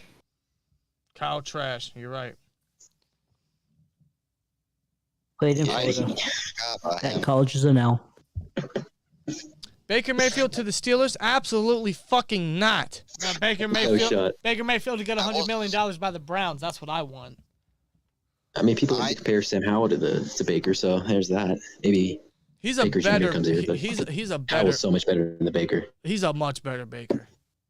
Maybe Yeah, not. it's way more athletic, way better arm. Maybe not coming out of college, Buda but Baker. is it? If Buda Baker wants to come here, why not? I wonder if they say that just because he kind of looks like him. Yeah, he does look What? like him, and he has kind of a similar throwing motion. I'll give But Howell. other than that, But I'll give Howell this. Last year when we was watching Daz Newsome tape, Sam Howell immediately popped out just the way he gave Newsome and who his and Diami Brown. yeah, because he lost all his weapons. Yeah. He Yeah. lost his line. He He was in a lost terrible situation. He lost his running game. He lost his top 2 weapons. But he still had a very, very competitive and very good season statistically. Do you think his size could play a factor though? Now I know that's kind of a silly question because look at what Kyler Murray is. He's Kevin Hart in a football jersey, but I don't know. A guy like Howell, could you see him just being 6 foot tall? Could that affect his stock or the way the Steelers look at him? I don't think so, because I mean, this QB class, a lot of the guys are pretty small. I mean, Carson Strong's really the only like prototypical big QB. Yeah, and Dan, to be And- honest, and maybe- if you're gonna say that about Howe, you can say the same thing about Willis because he's only 6 foot. You're right. And Cordell's only like 6'2". He's not that tall either Yeah. for a QB. Yeah, I mean, when you look at size, Ritter might be the best fit in terms of the Steelers' resume and their quarterback size, but Yeah, I don't know if they're gonna go Ritter. yeah. He doesn't really pop off the tape to me. I mean, he just wins. That's about it. Yeah. Jimmy G wins games, dude. Why is he in? Jimmy G's the reason why QB wins should not be a stat. Okay, if he wins games, then why is he not in the Super Bowl? Well, if he wins games, why do you throw that interception late? I mean, I'm sorry. Jimmy G doesn't pop off the screen to me. Jimmy G, in my opinion, was carried his entire 49ers career. I think they're going to be so much better with Lance. I agree. Dude, Trey Lance honestly gives me great value Mahomes vibes. At least from his college tape. When I seen him in college, he was like, it's a little bit of a mini Mahomes. I don't think he'll have as much success as Mahomes. And in a way, I hope not, because that would just be repetitive for the NFC side. But I think they'll be a lot greater with Lance, because Shanahan has never really had to work with a quarterback like that before. Imagine what his creative juices can come up with knowing he's got someone like Lance there. Yeah. That's actually a Yeah, scary they're going to be factor. so much more dynamic with him and Debo. I mean, that's going to be fun to watch. Yeah. Oh, that's dirty, man.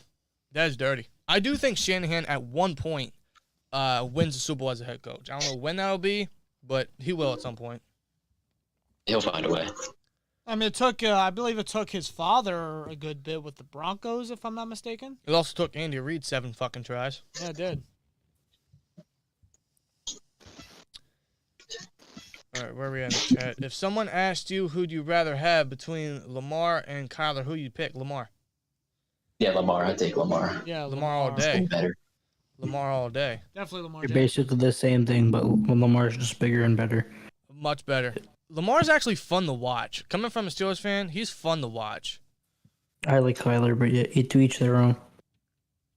They're both fun to watch, but I think Lamar's just more of a fun athlete. Plus, he comes Yeah, off. no disrespect. Wait, go ahead. Yeah, no disrespect to Ben, but I really want to have us like get a fun QB almost, because Ben, I mean, he was fun, but he wasn't like making guys look like idiots. Like that's something that like Malik Willis can do, Yeah. and I would love to see that. The 49ers got to Super Bowl 54 in 2021-2022 NFC Championship game despite Jimmy G, and they lost those games because of him. Yeah, remember when Jimmy G overthrew Emmanuel Sanders in the Super Bowl? I think it was He Sanders. sold them the Super Bowl. Yeah. They should have won that game. I don't know how they blew it. Maybe it's a Shanahan effect. I have no idea. I don't know. All I do know is I'm not winning my $200 fucking tonight. Sorry. I gotta stop betting. Sorry. Now you want to say that? Oh boy. Bro, I'm telling you to take a break. I give up. Hey, as long as he's winning money, it's all that matters. See, I gotta just stick to the obvious shit, and then the money will add up. I keep doing these 15, 16 leg parlays. Like, you're asking way too much. Yeah, you got to do them small to make your money back. Exactly. And I keep telling myself that, but I never fucking do it because I'm like, oh, this guy will get this and that and that and that. And I can see that happening. It doesn't fucking happen. I gotta just smack myself. I'm kidding. Don't actually do that. I think another Smack him, Rob. player to talk Smack about him. is Do it now. You won't. Presley Harvin. I mean, he was not good, but I have hope for him. Yeah, Presley Rob, you Harvin. should tase him. Okay. No, he should not tase me. But no, Presley Harvin, I agree. And I think he actually said it. I don't know how many people know this, but he lost his father the week after the Titans game. And Yeah. I think it was a week or two before he lost his grandmother. So he was going through a lot of emotional It was stress. brutal. I can't imagine losing two important family members that close, especially around that time of year. So he was under a lot of emotional stress, but I love his potential. Yeah, he's got a cannon. I mean, that 63-yard punt that he had, that was a beautiful one. Yeah. And back in that playoff game against the Chiefs, he was actually one of the bright spots of that game. Mm-hmm. Because he was doing a great job punting. He was booming. Son of Steel says, who should we draft in defensive tackle position? I say Travis Jones. I've heard of Travis Jones. I haven't really looked too much into him, though, but I've heard of him. Well, he was one of the big risers in the Senior Bowl. I know that. I haven't looked much. I will say the one defensive tackle I do not want is Jordan Davis. I'm very anti-Jordan Davis. I know you're very His vocal effort about is just that. not there. And I can understand There's that. too many plays that he just takes off, and I don't like that from a defensive tackle. No, it's because, well, he would, in our system, I think he'd more fit a DN, pretty much as an interior defensive lineman. He pretty much fit the Tuitt mold. So is he an every down guy to you? No, he's situational. I think he's more of a run stopper guy than like third and long. He's not. I don't want him on the field. So he's a situational football player in your eyes? Yeah, which I would not draft in the first round. Not in the first round, definitely not. I don't think we should go defensive tackle or defensive line in the first round. It's not a need. It's not that big of a need. No. Even if we lose to it, it's not that big of a need. Even if he's best player available, I'm still not going him. Yeah.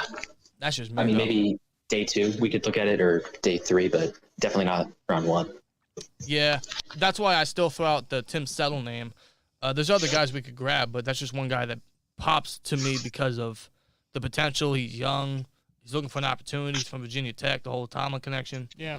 That's why I want us to go after certain positions in free agency, which we have the cap to do it now, and we'll have more. Yeah, we got a ton of cap. We just got to spend it. Yeah, Very wisely, too. will Colbert open his checkbook? Matt Canada's the one that needs to open the playbook. Yeah. Yeah. How do we feel about Terrell Austin? I mean, he seems to be really well liked by the players, so I mean, he's not going to be calling the plays because we know Tomlin does that, so it doesn't really matter.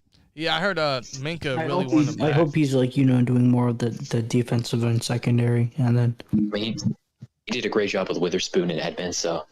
So I think Tomlin's gonna work on the front seven, and then he'll be doing the Yeah, I secondary. can see that. Yeah. As he should, because that's his bread and butter. Can we all I think agree? he'll be great. Can we Yeah. all agree that we should bring Edmonds back? Absolutely. 100%. There's just he needs to be the first priority. I actually, 120%. I think he should Him be and a, Witherspoon. I think he should be a priority over Juju. No, absolutely. Yeah, he's way more. We need him. He's cheap too. I just want him back because I'm hearing like all these stories like, oh, here's some 5 potential players that can replace Edmonds. I'm like, no, you guys are wrong. We should keep him. Yeah, that chemistry between him and Minka, we need to keep that. Yeah, and say like he does leave. So you're gonna gamble on bringing in like a Jordan Whitehead, a Justin Reed, a Tyrann Mathieu, but lose Edmonds, Yeah. It's kind of. who's been in the scheme, in the system, like Paper said, has the chemistry with Minka, and has actually improved year by year by year. We criticized him very early on, but he's been actually one of my favorites to watch because of his growth. Yeah. I've been impressed with Edmonds. He's been very good with the run stopping. He covers the tight ends very well. He does his job very good.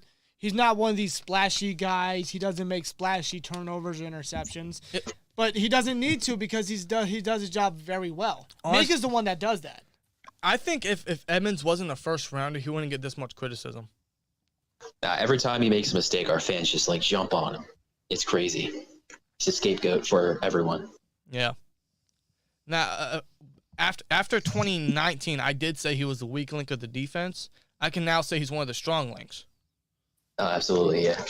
Because looking at it, corner might be one of our weak links. Oh, yeah. Oh, yeah, for Yeah. sure.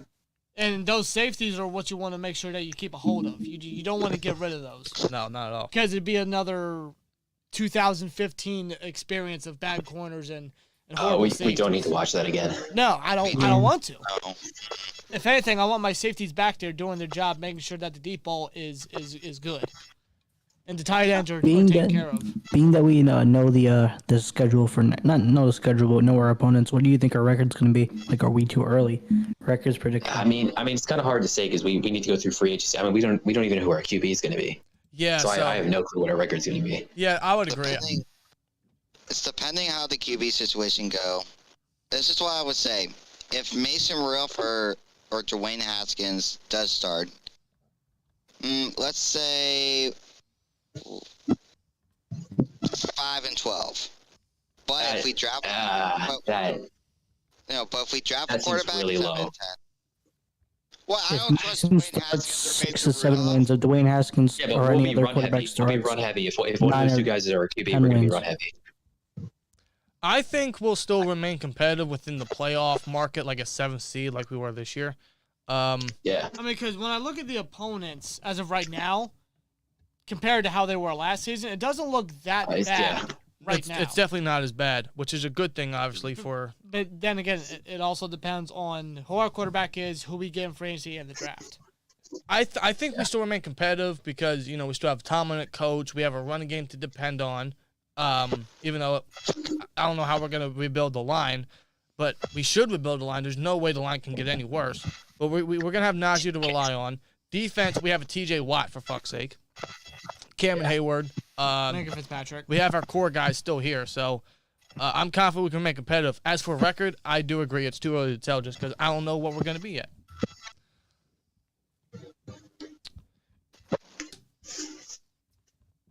Is that the scoreboard for the Super Bowl? Oh, I saw that. Yeah. What? It looks. What do you mean? Here, I'll put it in the Discord. Yeah, it looks atrocious. That looks absolutely ridiculous. I just put it in the Discord. Oh no. Yeah, like that's not a. Oh no. Ew. The original NBC scoreboard is just one of the best. So I That, don't know why they're trying to switch it up. Oh, that looks like terrible.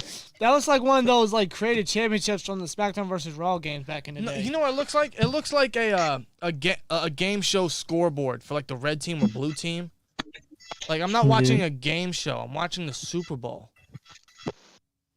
Like one of those freaking old school Nickelodeon game shows with the slime and Temple of the and Run shit. type shit. Yeah, like that. Or Takes freaking up too much of the screen too. What was that game? What was that thing? Hole in the wall or whatever that thing was. Oh, yeah. I think they had the same scoreboard Yeah. similar to like that. Yeah. Why can't we just stick to like what the Super Bowl 43 had or something? Yeah, they keep They changing it up. don't want It's so annoying. to change it up because that's how they always like to change it up. They try too hard. I truly believe the NFL tries too hard. I think they need to go back till the old style. Yeah, just keep it classic. I love the Keep it classic simple. look. I'm an No old more futuristic stuff. It's kind of boring. Yeah, I don't mind a little nostalgic throwbacks here and there. yeah, because Yeah. I'm an old school head, so I'm all for that. Well, here's the question, like, generally. Why did they put in the NFL to Nickelodeon? They want to market to younger kids. It's stupid, but that's what they want to do. It's all for Oh, this is gonna be off topic. Like off topic. Is that okay? Yeah, good. Okay, so I bought Madden 10. Okay, at an antique store. Now, it has the game, but it's the wrong disc. It was Madden 09. Oh my. Oh, they scammed you. Wait a minute. Yeah. So wait, you bought it from a rental store? Okay, we're not. Okay, at first I saw the game. Okay, I saw the game. I was like, ooh, this is actually cool. I want to play this game.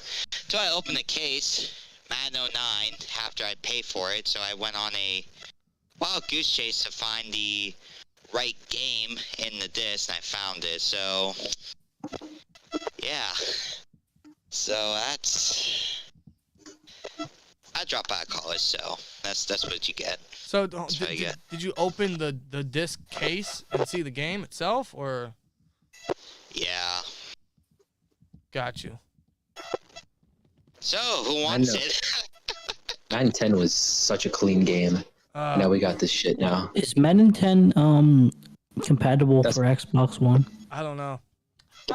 I don't think it is. I know it's on the PS2, Xbox 360, and PS3. Well, I know that, but I know there's certain games that Xbox made compatible and stuff. So Yeah. I'm trying to. I don't think Madden 10 is. I would doubt it. Well, I don't I have think these. it's like I think Madden 11 is. I think I'm not too sure. Well, I don't have these next Or gen Madden systems, so 12. I'm not sure.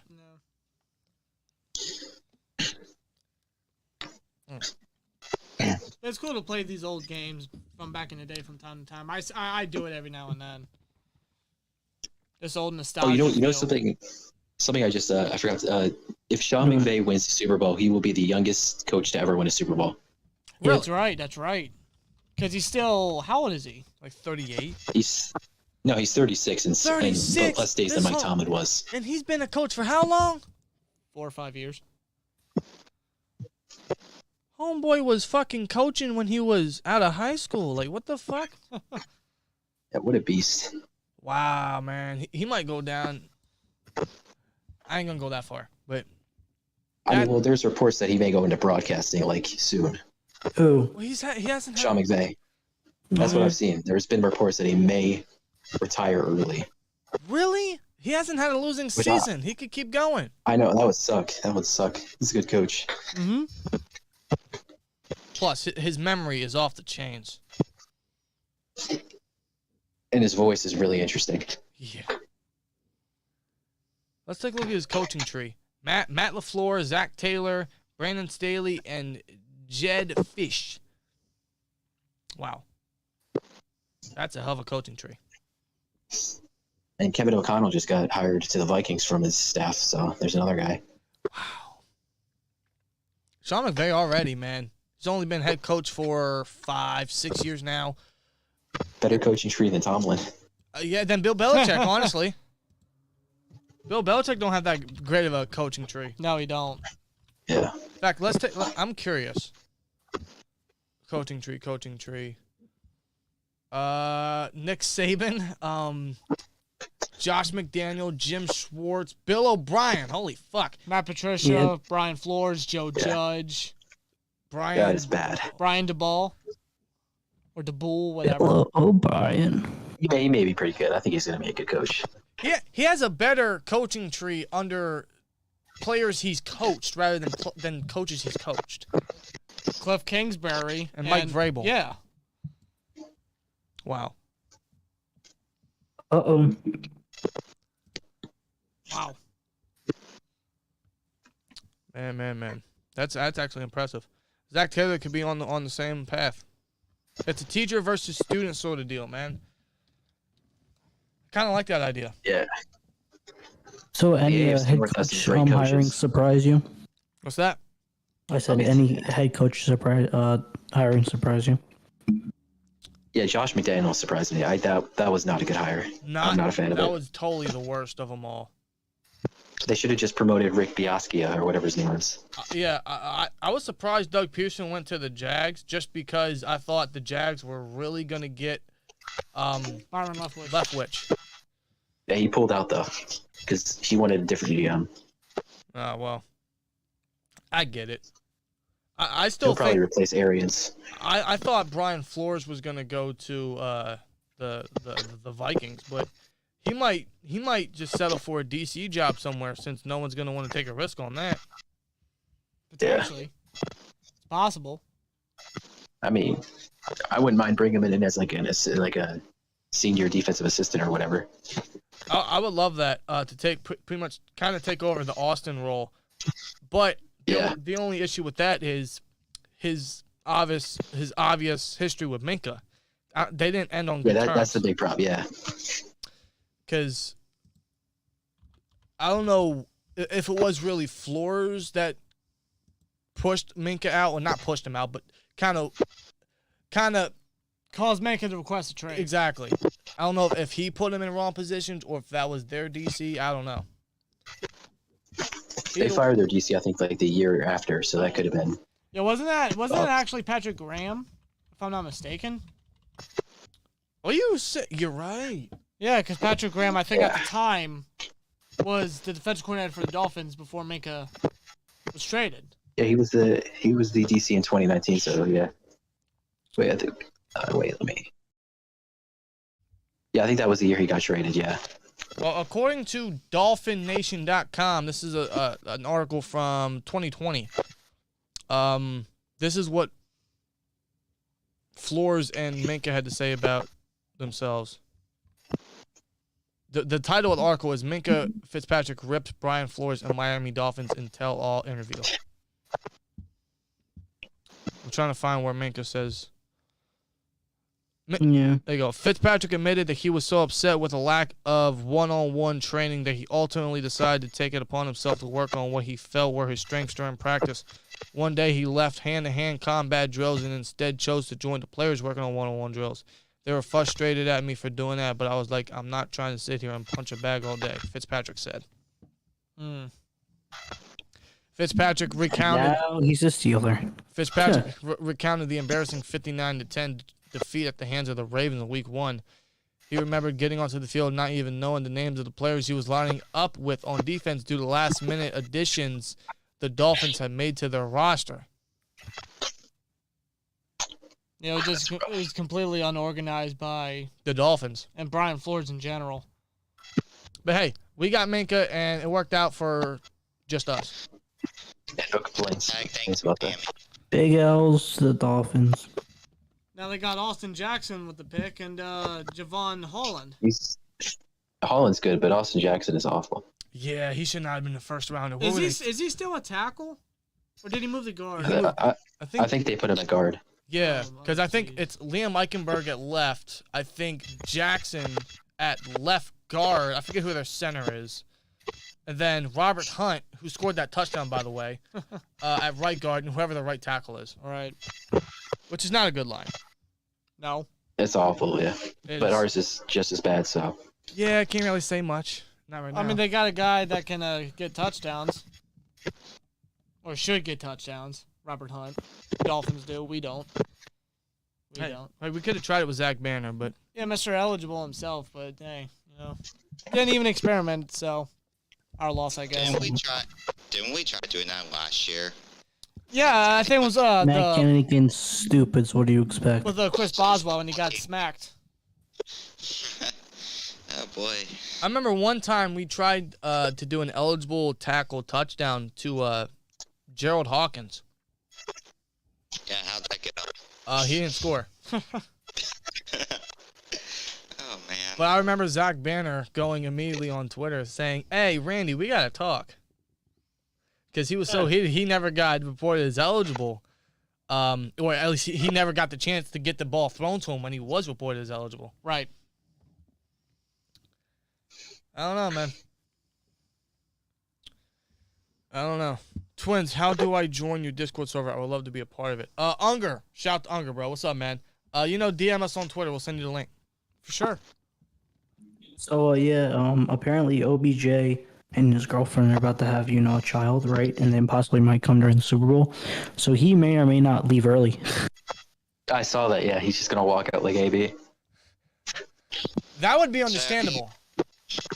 That would be really funny though. If just in the middle of the Super Bowl, like at halftime, we just see OBJ walking out. Oh my God. Like the middle of like the fourth quarter, he just runs on the field, does, jumps around like AB did, hype up the thing, takes off his stuff, and then walks out because he wants to get, I cannot believe AB to the actually hospital. I keep hearing conflicting AB for you. reports of Arians and him. I'm just glad he's not our problem no more. Yeah, we got rid of him, so he's done. Yeah. Claypool's gonna be a new problem if you don't fix his fucking. I mean, Claypool's really not that. Like, he's not a dick. No. I guess he has been a He dick, has but on first down when there's 30 seconds left on the clock, and he just ran it down 10 seconds. well, Eric Kendricks did knock the ball. That was proven, but Claypool played that terribly.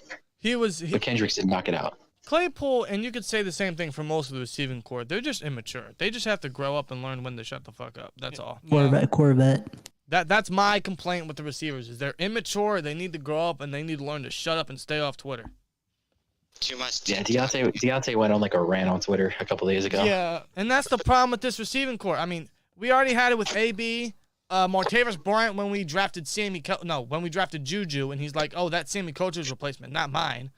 And then He was all three. Shit. the Juju TikTok bullshit, which honestly isn't as bad as anything else we've seen, but we still had that. Then Deontay went on a rant on Twitter, and now Claypool never learns to shut the hell up. That's my only complaint with the receivers is every single one of these receivers always has to be a prima donna and act up off the field. Just has to open way. their mouth in general. It's like, and they want to rant or complain on social media. It's like if you can't stand the heat, if you can't stand the negative feedback that you're getting, get off Twitter. Stay off of it. That's why I appreciated a guy like James Washington who requested a trade but never made a scene.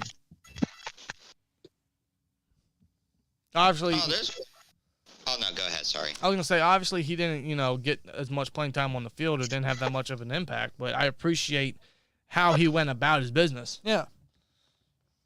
He took it the professional way. Kind of like a Heath Miller route where he just showed up, did his work, left, and repeated.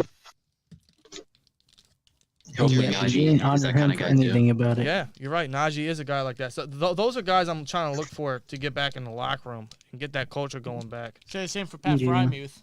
Mute's another one. Yeah, you're right. Well, I will say I know I've brought him up a few times, but I do know that that a lot of people who have spoken to Malik Willis have said that he's a really, really good person. He's a good locker room guy. Oh, I believe that. So there's that.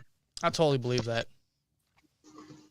The one, as we talked about wide receivers, the one wide receiver I totally forgot about? What's his name?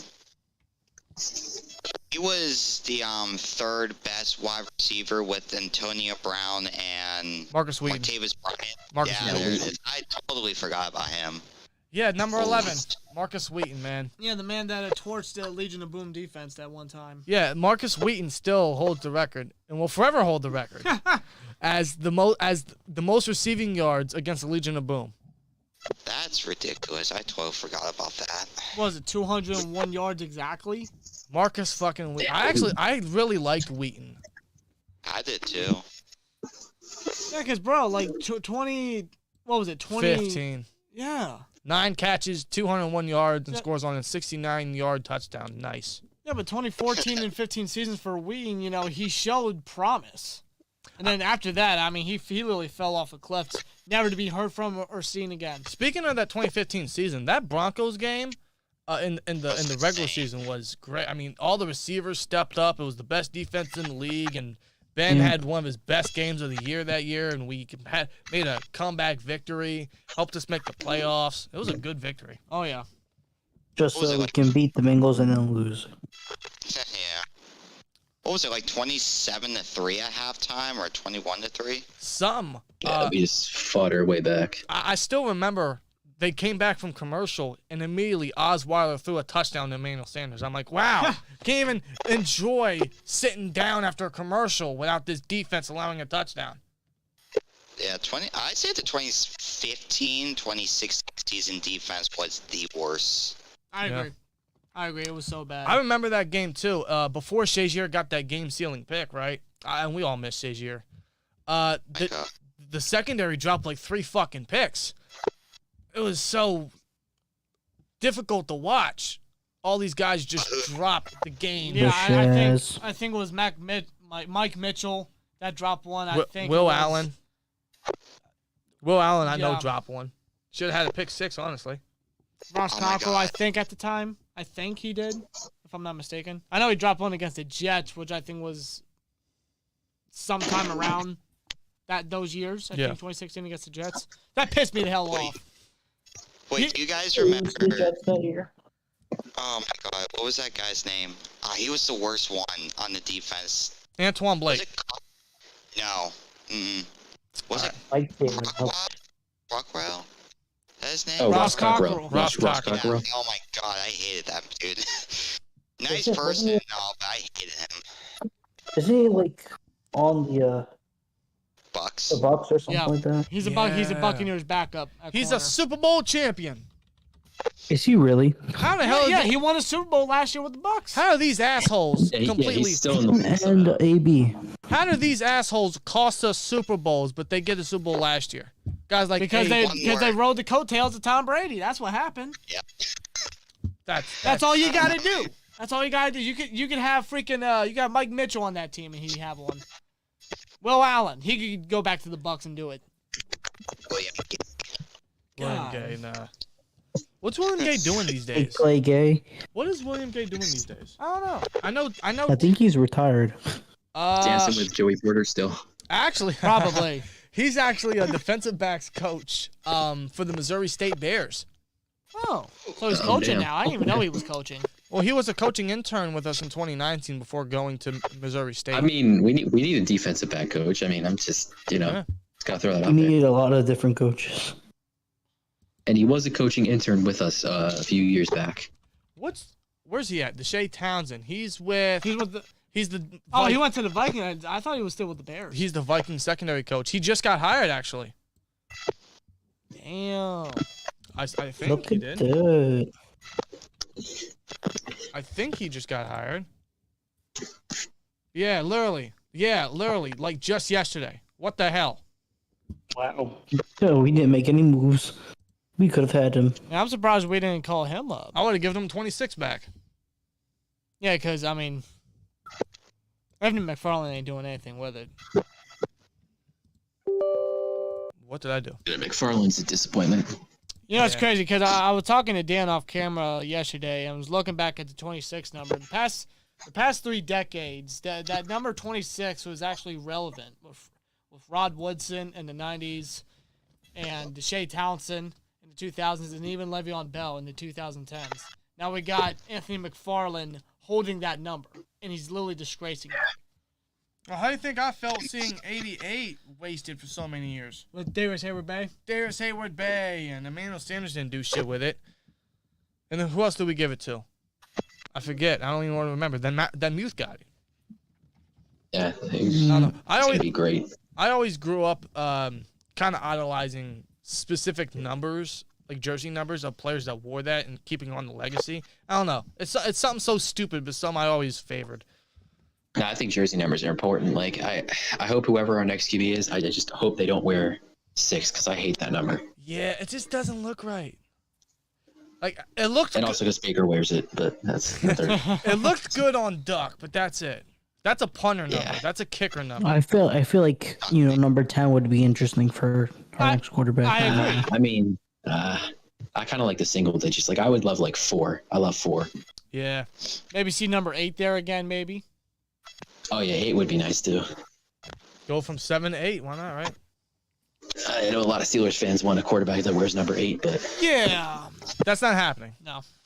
yeah, I'm not a huge fan of his ceiling. I think it's too low compared to these other guys.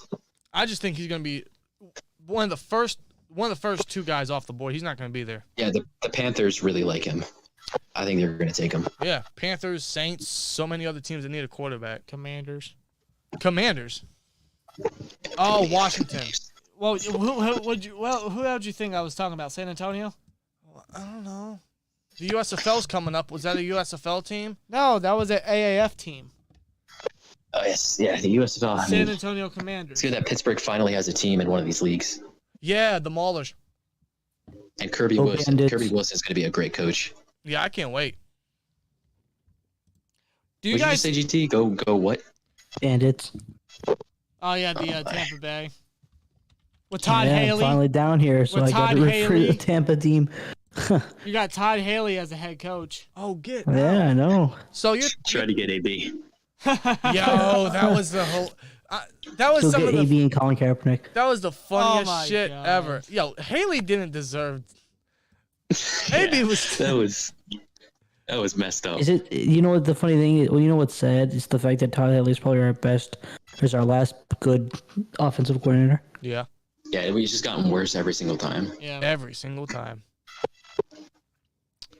I think the first game of the USFL is played on April 16th, Is it?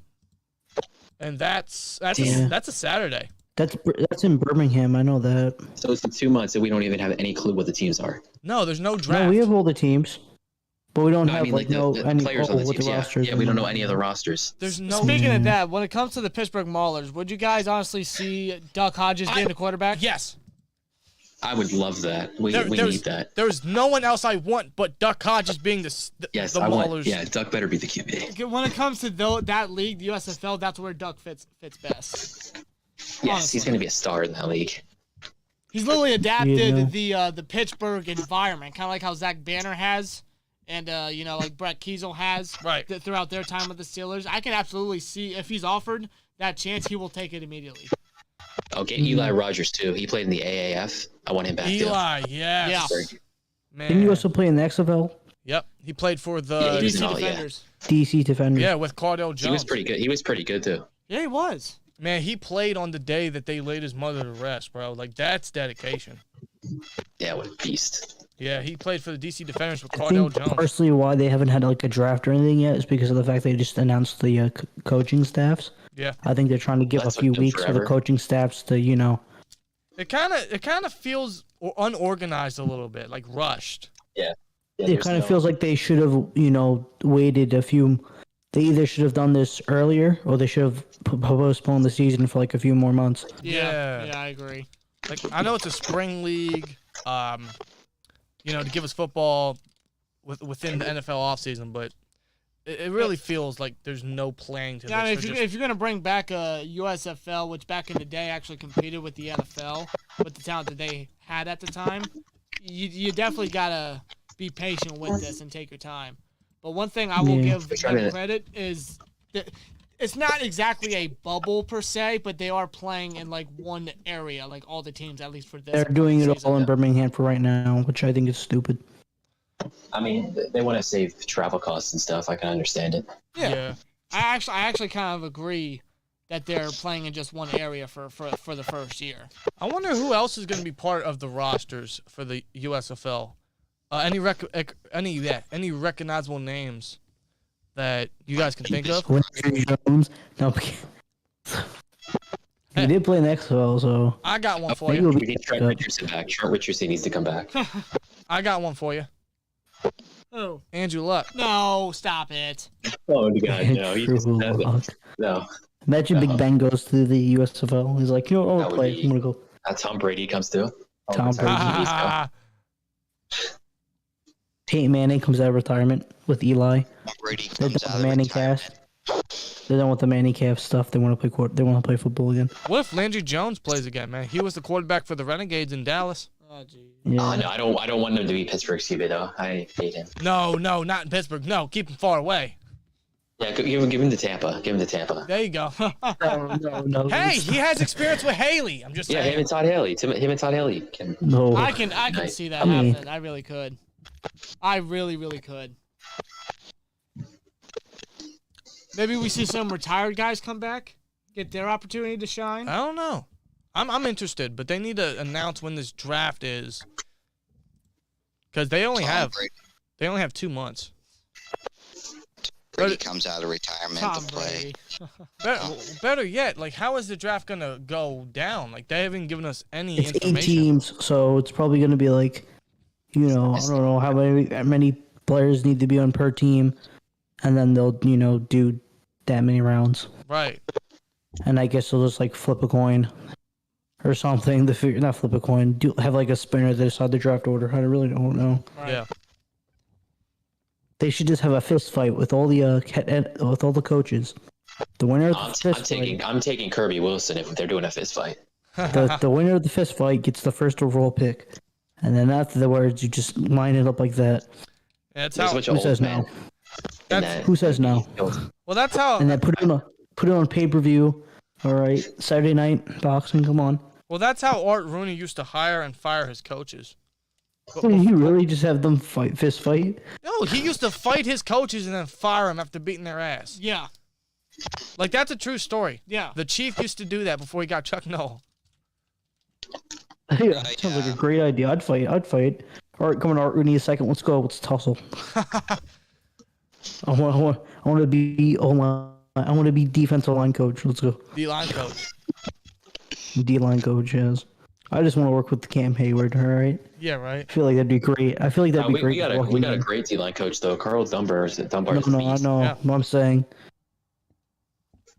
I really like He's that. never gotten interviewed for DC. I'll be defensive coordinator.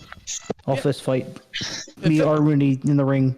If 2 rounds. If there was one guy to get interviewed for a promotion that I would be okay with, I thought it was going to be Dunbar, Yeah. but I guess not. Maybe he's not. I am not mad. We can keep him at D-line. He's great at it. Oh, great, yeah.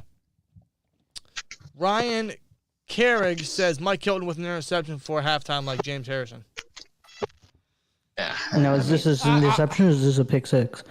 Because I How think many's he got on the year? I think That's what I gotta see. I think regardless of whatever Mike Hilton does, I think that would hurt because we literally put Zach Banner ahead of Mike Hilton. Yeah. yeah, And That was hurts. such a bad move. That was such a bad move. it was. That was the worst It- move we made. It hurts seeing Mike Hilton succeed with a rival. Yeah, because we could have afforded Hilton. Easily. I mean, that was ridiculous. That was such a bad move to let him go. It pains me because like we could have kept Sutton and Hilton. Yeah. And listen, I know And I know this was before we cut to Castro and Steven Nelson, but there was a way we could have afforded it. No, absolutely. Man, that just pains me. Like I don't know how we didn't have Mike Hilton at a higher pedestal. The Like- guy got better every single year and did so much for the team, only for us to give him a tender contract instead of Right. a true extension. Like, there's not a lot of free agents that walk from the Steelers that I feel pain about. Like, when Dupree left, I felt it, but I knew we had Highsmith. When Bell left, I didn't give a shit. We had Connor. When Hilton left, I'm like, fuck, who we got?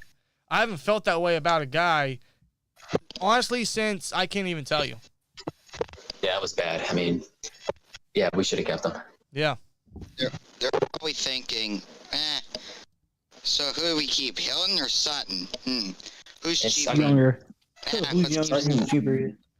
Sutton wasn't even that good, to be honest. Yeah, he's He's been. okay. He struggled. He was a good He's- tackler. I mean, he made really good tackles, but he was not good in coverage. Terrell Austin needs to work on him. If we lose Witherspoon, it's going to be and Hayden. We're going to have such a bad cornerback core. It's 2016 all over. Don't want to It's used to be prior to 2016. We didn't have we had the killer G's back then. We don't have anything now. No, we don't. We have Najee. Najee and Frymuth. We have Najee. We have TJ. That's it. And Hayward. We have Najee, TJ, Frymuth, DJ, and their homie, the best one out of them all, Chris Boswell. Pretty much. Yeah, Boswell's always just been there. And Boswell, yeah. God, I love Boz. The guy that actually gets us points. Reliable. God, the journey to get him was one that was a struggle as well. Yeah, everyone wanted him to be cut when he was awful, but we kept him, Thank and God. it worked out. Hopefully the same happens with Bush. It was one of the few times where when the Steelers were faithful was actually one of their best traits at that point. Yeah. Yeah, if we cut him, it would have been things that would have changed. Oh, it would have been killer. It would have been Who terrible. Who knows where Boswell would have been or gone and helped that team. Jesus. I think he would have signed with someone eventually, but I'm happy he's here. Yeah, Oh, for sure. absolutely. So, we rooting for the Rams, asked Harb in the chat. Yeah, absolutely. Oh, We're yeah. all rooting for the Rams, man. Go LA. Go LA. I put out a video last week, and I said if you're a Steelers fan rooting for the Bengals, you're a fake fan. I stand by that 110%. Now Also, they're, though, I do think that if the Bengals don't win it this year, I think they're going to win a Super Bowl eventually. As much as it pains me to say it. I know, dude, they're too young to not. They're too loaded to not. With only so much more to add. It's dirty. Like most of their players, most of their core guys are all in rookie contracts. They have a few years to do it. Yeah, they're not. I don't. There'll be at least a ring or two. Is John Mitchell still coaching for the Steelers? Yeah, I think he's our assistant. He's our longest tenured coach. Yeah, he's still our assistant. He hasn't even been with us since like the mid-90s. I think Yeah, he's been here for a while. That's I dedication. think it's been there. 28 years, something like that. Because didn't he start as our D-line coach? Yeah. Oh, he's been here since 94. Son of a bitch. He's been here almost 30 fucking years. Yeah. That's crazy. What a beast. What a beast. We need to indeed. get. Wow. We need to get him another Super Bowl. Yeah, right? Man. Huge shout to John Mitchell, man. Wow. One of those guys behind the scenes that you don't really hear about, but someone's been with this team for a long time, been through a lot of growth. Mm-hmm. Man. Yeah, some of our assistant coaches are just not good. I mean, it's depressing how bad our assistant coaches are compared to other teams. Yeah, right? Like, you see all these other OCs and DCs getting, like, head coaching offers. I don't see what... The last time one of our offensive coordinators or defensive coordinators got a head coaching opportunity, I think it was Arians. It was It was Arians or Whisenhunt, one of the two. Well, both of them got it. I think recently it was Arians. But go figure, they're outside sources. So, of course, they're going to succeed. Man. Yeah. I don't know. Yeah. I don't know, man. I have no clue. Yeah, hopefully we can hire a good offensive line coach because that's been an issue. Yeah, I think right now that's top priority is getting an O-line coach first. Mm-hmm. It's really funny that Oregon decided to hire Adrian Clem for whatever reason because he's such a bad coach. Yeah. They can enjoy him out there. Like, I'll give him this. He didn't have much to work with, but at the same time, he didn't do much to help us. They didn't. But hey, if the Ducks want him, you can have him. I mean, Hey, they got him. They got him early. Yeah, they took him off the team before our playoff run was done. I'll tell you this: I'm not drafting no Oregon Ducks lineman. Well, we'll see. We'll see. Well, come on. How do they develop and have a guy like Panay Sewell go into the draft, and then they have Adrian Clem be their O-line coach to develop the next core? I don't know. Yeah, did they fire their O-line? That's really weird. Why would they get rid of their O-line coach if he developed Sewell? Like, that's just... Maybe he's like the offensive coordinator now or something. I don't know. They probably just fired him. Actually, I'm gonna search that up because I don't even know who that dude was. O-line coach, where are they at? Maybe he's signed somewhere else. It's the best bet, I guess. Yeah, go back to the top. I also found I thought that us getting rid of our wide receiver coach for the new guy, I thought that was really interesting. Yeah, the Ish guy, whatever his name is. Yeah, Ike Hilliard. You know, that was a quiet kind of, walk away, I suppose. Yeah, because I heard we got, I think his name's Friesman Jackson. Is it Friesman or Friesman? I think it's Well, I saw we hired him from the Panthers. I was curious because I was like, what happened to Hilliard? But I was secretly hoping for Hines Ward. I'm a Hines Ward mark. That's why his jerseys. I would have loved that. Hines Ward's my favorite Steeler of all time. So I'm still a Hines Ward. While he's being the wide receiver coach, you can show our defensive backs how to hit. Yeah, it's a 2-in-1 deal. mm-hmm. Plus, who doesn't like seeing that smile? Plus, dude. Hey, man. entitle that culture back into the locker room. That and also I just like having that Super Bowl experience on this team, which now after Big Ben is only Mike Tomlin. So same could be said for Alan Faneca. Someone said it in the last live stream we did. I forget who it was, but someone mentioned the idea of bringing Alan Faneca in as our assistant O-line coach. I would like that. not opposed to that. No, not at all. I mean, I guess you could bring in Pouncey too as an assistant guy. You could. That's another one, but You can bring in a lot of guys and as assistants. It does depend though if they actually want to make that next step into coaching. But the Steelers are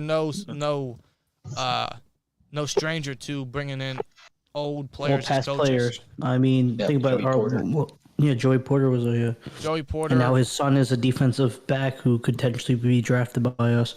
Yeah, next year, Penn oh State. yeah, there's a lot of guys that we could get that are. I mean, you got Connor Hayward, who I hope we get him because he's good. Isn't he coming in this year or next year? This year. He's coming in this year.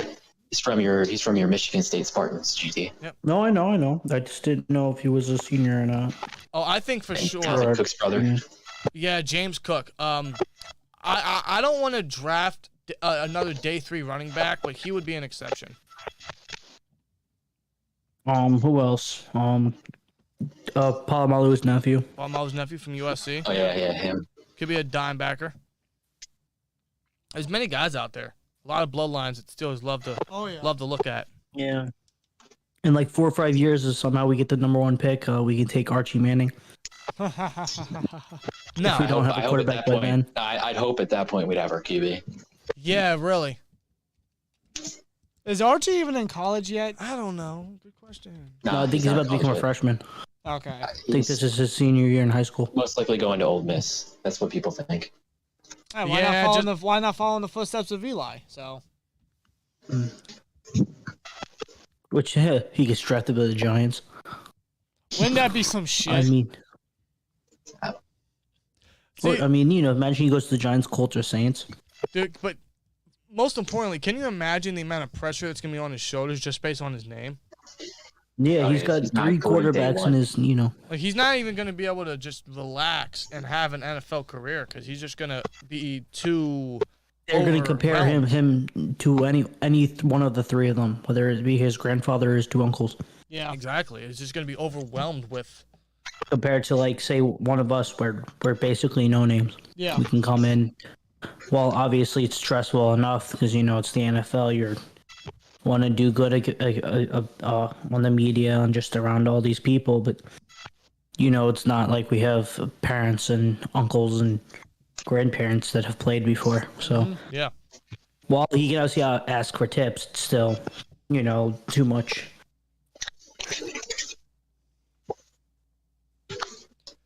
T says Tomlin doesn't have the players, and you guys start off with 8 wins every year. I don't know why Steelers fans take him for granted. I mean, he's consistent. I mean, a lot of teams are firing their coaches every year. Yeah, wow. Tomlin has been great, but he's been better than a lot of other coaches. Let's think. How many teams have had more than 3 coaches since 2010? Jets, Cleveland, Jacksonville, Detroit, Houston. Houston, yes. Probably Chicago. Arizona. Chicago, probably. Pretty sure at least more than half the league has had more than 3 NFL coaches. There's Denver. There's the Jets. There's the Dolphins. There's the Bills. I mean, you're probably talking more than half of the freaking league. Probably, honestly, probably like 30 teams. Because the only 2 coaches I can think of that have been with their team since Bill 2010. Belichick and Mike Tomlin. Exactly. That's miraculous.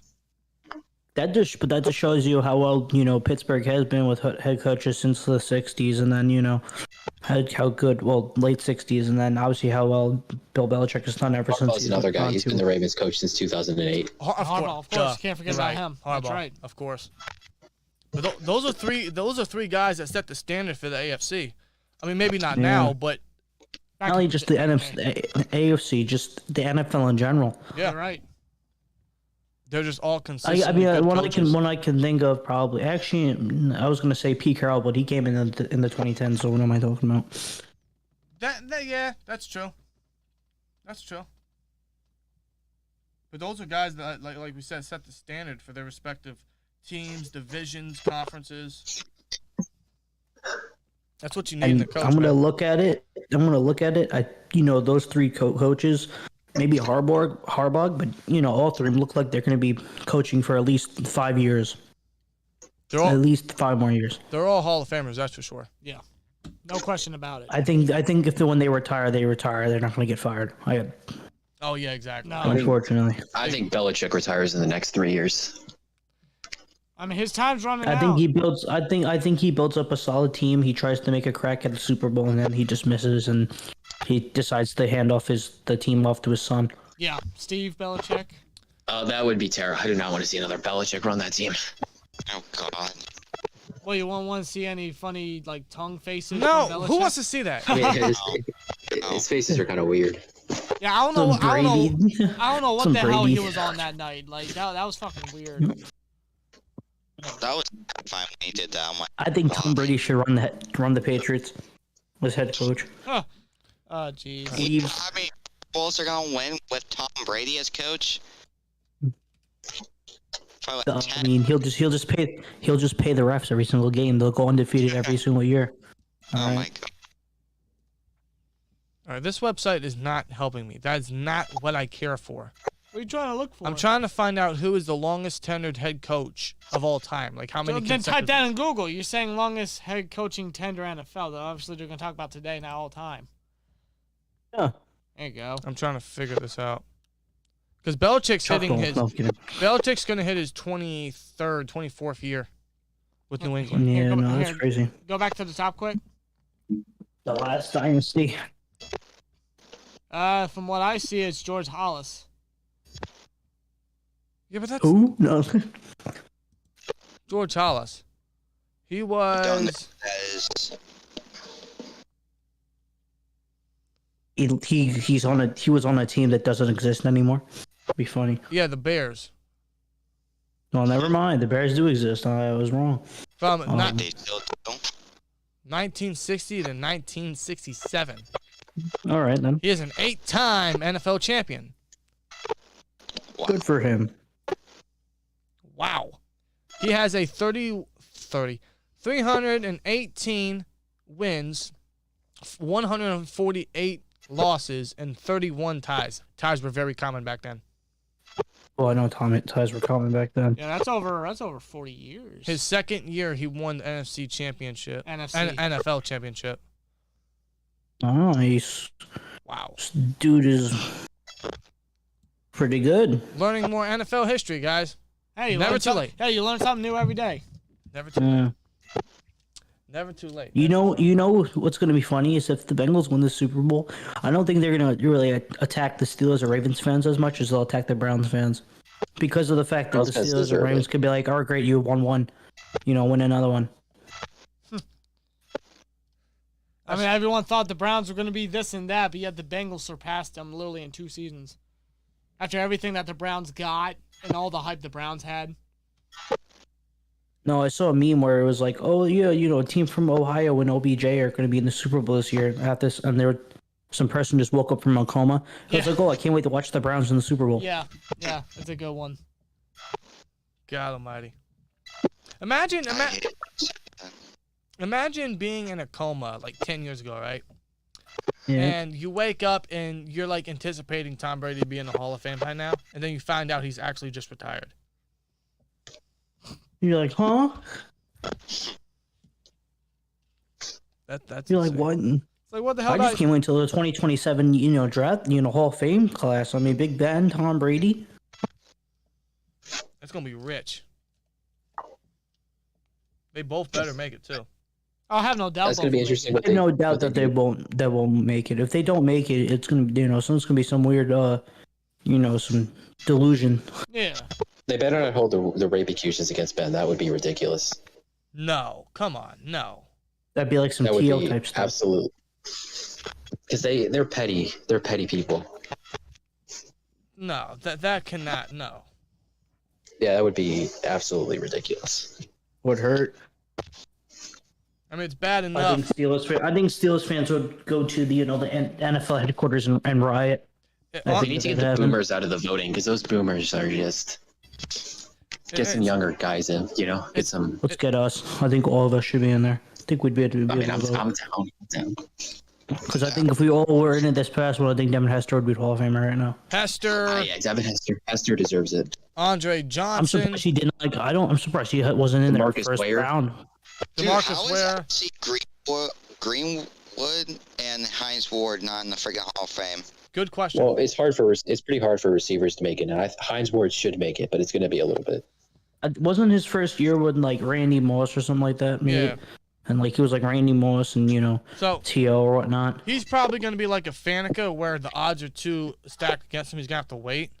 Unfortunately. Yeah, for a weaker. He'll class, make it though. exactly. I have no doubt in that. No, but I agree with LC Greenwood. How is he not in the Hall of Fame after all these years? That one hurt. L.C. Greenwood holds the record for most sacks in the Super Bowl. right. Yet still is in the Hall of Fame. Hell, Aaron Donald might break that by tomorrow night. I mean, the record's only 4, so it doesn't surprise me. He said only, but still. only 4. It's only 4. Only 4. Yeah, it's not that Like, bad. that's not a ton. It's only 4. It's not like it. No, but I mean, when you have an offensive line like the Bengals, I think Aaron Donald could easily. Bengals' superb offensive line. Let's look at this. Because they got one of the Bengals worst offensive lines. disgustingly offensive. It is. All right. Like, I know ours is bad, and I still think ours is worse, but theirs is really bad. Oh my. All Hey, right. Left I just tackle, realized? Jonah Williams. Left guard, Quentin Spain. Center, Troy Hopkins. Right guard, Jackson Carman. And right tackle, Isaiah Prince. What an offensive Yikes. line. I only know 2 of those names. I will say this, and correct me if I'm wrong, but I do not think our O-line gave up 9 sacks in one game this season.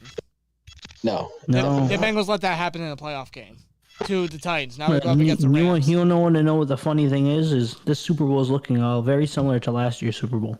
It kind of is. If you Oh, yeah. It could go down the same if the line does not help Burrow. That's my I say it's my biggest fear because I don't want another last year where Well, it's see, just a I don't boring know about that matchup. because Kansas City last year technically only had like 2 pass catchers. That was Hill and Kelsey. Everybody else didn't step up. That's fair. You're not wrong, true, but But I mean, it's looking very similar. But how many yards did Mahomes lose in sacks or run away from? Well, he I have no idea. Wasn't it like 500 or something he ran away from in sacks? yeah he had more of those yards than Passing yards. Yeah, I mean, what the fuck? he ran for his life. That's for No, I sure. don't know, man. Now, as a Bengals hater, I would love to see it. But as someone that's As trying long to, as Joe Burrow doesn't take to tear another ACL, he can run as much as he wants. All right, as long as it's backwards. No, I wish no injuries on people, no, but make that man run away. In fact, maybe a few safeties. We'll be fine. We'll be good. Give me a replay of what happened in like one of his first practices when he was drafted. Remember that video? yeah. Where he was, like, running You know for what? his life. You know what I want? Let's just give me a repeat of Super Bowl 48. As a football fan, that would bore the ever living shit out of me. As a Steelers fan, that'd be great. It would be great. I wouldn't It's hate also it. funny. It would be funny because it would also be a blue and an orange team doing it again. So You're right. works out. I wouldn't hate to see it. You also know what the funny thing is? The last time the Rams won a Super Bowl, Tom Brady was not in the league yet. Tom Brady just retired. Maybe they won the Super Bowl. Wow. Yeah, can you imagine that?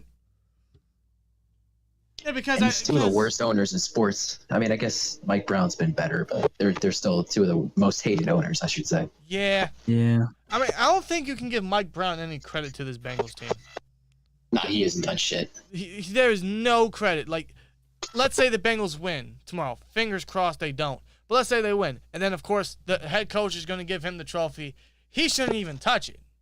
Because, No, he shouldn't be anywhere near it. He'll probably melt the trophy. yeah, he's the one that kept them away for so long. Yeah. I mean, think about the whole. Oh wait, no, I'm thinking it was what's his face? No, not because of the whole allegations with paying the head coaches. Yeah. Stephen Ross, is that what you're talking about? Yeah, well, yeah, I was thinking Steven Roll, but I was also thinking the Browns owner. We are so lucky to have the Rooneys because there's so many corrupt owners in this league. A lot. I lot. mean, yeah, Washington. Dan Snyder alone. The Washington Commanders. Robert Kraft. Anytime I think Kraft's a good owner though, for what it's worth. No, he did have a few just yeah, we all know. scandals and whatnot, but Well, it happens. He's rich. I expect it. I mean, Don't condone it. Not at all. No, hell But there no, are a lot fuck of scumbag, owners out there for sure. That's yeah. the 100%. Roonies are just completely The Ronies. Roni. The macaronis. Yeah, I think they're one of the best owners in all of sports. pepperonis, No, the pepperoni. Roonies are just all class. of course. They're all class, all honor. You gotta love them, gotta respect them. And then I mean, think about that's what tends to what people want to come and play for the Pittsburgh Steelers because of the fact that Roonies are very respectful in the way they run their things. And the coaching staff is also respectful. Yeah. Obviously, they want to win and all that, but they're respectful.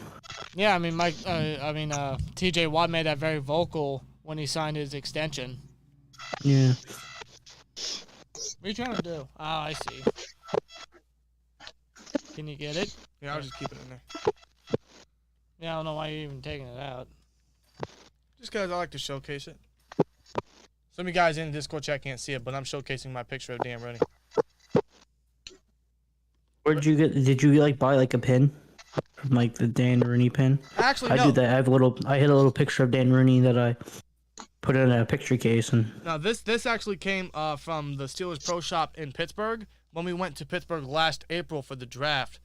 Oh, no, I saw the picture. Yeah, that's the pin I have that I got the picture from. Yeah. It's the same exact one. Well, this picture actually came in a T-shirt that has the Dan Rooney Irish patch logo thing with the DMR. Yeah. It came with a shirt like that, and it came with a pin. So yeah. Oh no, I just bought the pin. I bought the pin with a yellow shirt. Two different things. Yeah. And I put the pin on my hat, and then the picture I have it somewhere in one of probably in a box, to be honest. Yeah. Shout out to Dan Rooney. May you rest in peace. I salute you. Man. The Chief Junior. Chief Junior, you're right. Now we have the Chief the Third. Chief the Well, Third. Chief the Second. Chief the Second. Technically, you're right. Yes. Yeah. But we've been live for damn near 2.5 hours. I think we're gonna call it a stream, call it a night for Super Bowl Eve. But before we do that, I want to thank you guys, GT, Josh K, D Carey, H2O Vanos, and Paper Portal for joining us tonight. Always great to have a chat with you guys. Love to do this more often. Try to get some more of the Discord chat involved in some way, somehow, where it's not as crowded as it was last year. That's why we limit to 5 guys. But glad you guys could join us tonight, man. Anything you guys want to finish out?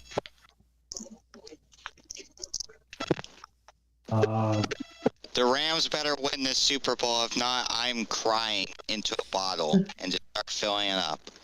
That's all I'm going to say. So go Rams. Go Rams. Yeah, I agree. I think we can all root for the Rams here, hope for the Rams, but most importantly, root for Matt Stafford as he... I just want to see Matt Stafford win a Super Bowl. Yes. He deserves it. He finally... He does. After his torture with Detroit, I think he deserves it out of anyone on this field right now. He deserves it. Aaron Donald deserves it. Cooper Kupp deserves it. Sean McVay freaking deserves it. Yeah, I mean, this Rams team completely deserves it with all they've Not that I given want to up. say anything, but the Bengals. It's not like they won't be back here with the team they have and the young youth they have. They fixed the O-line; they'll definitely be back here next year. So I agree. Yeah. But Stafford, after leaving the Lions' den in Detroit, he absolutely deserves it. Rooting for him. It'd be greater, it'd be sweeter if he wins MVP altogether. But we'll see in 24 short hours or so. But you guys enjoy the rest of your night. You guys enjoy the game. All you guys in the chat, thanks for joining us tonight. You guys enjoy the game as well. And we'll be back with another live stream tomorrow night where we will be discussing the game itself and, of course, the winner of the Troy Polamalu Weekly Predictions giveaway, which all you guys here that joined us tonight are indeed eligible. So good luck to all you guys, and I've already won one. you already did, but hey, why not make it 2? But who knows? It could go to Paper, it could go to H2O, it could go to Josh, Could go to D Carey. I don't know. It could go to anyone. Imagine it goes to D Carey. I wonder what he would do. I wonder what he would do if he won it. To be honest, Well, not only did he win he'd probably sell it. not only did he win the fantasy matchup, he would win that. He'd probably sell it. Knowing That is something DeCarry would do. He would sell that. That is something he would do. For sure. He would sell it to one of us. He'd be like, "Yo, whoever wants it, start auctioning it off with us." I'd buy. You gotta hustle. I'd buy a bag from him, just so I can have two. Well, no, just so I can give it to one of you guys that truly are Steelers fans and would cherish it. But thank you guys for joining us tonight. Hope you guys enjoy the game tomorrow, and talk to you guys in the chat tomorrow night. So if you guys want, you guys can join us for the peace out outro. So Rob, sign us out. Like, comment, subscribe, and we'll see you later. Peace. Peace.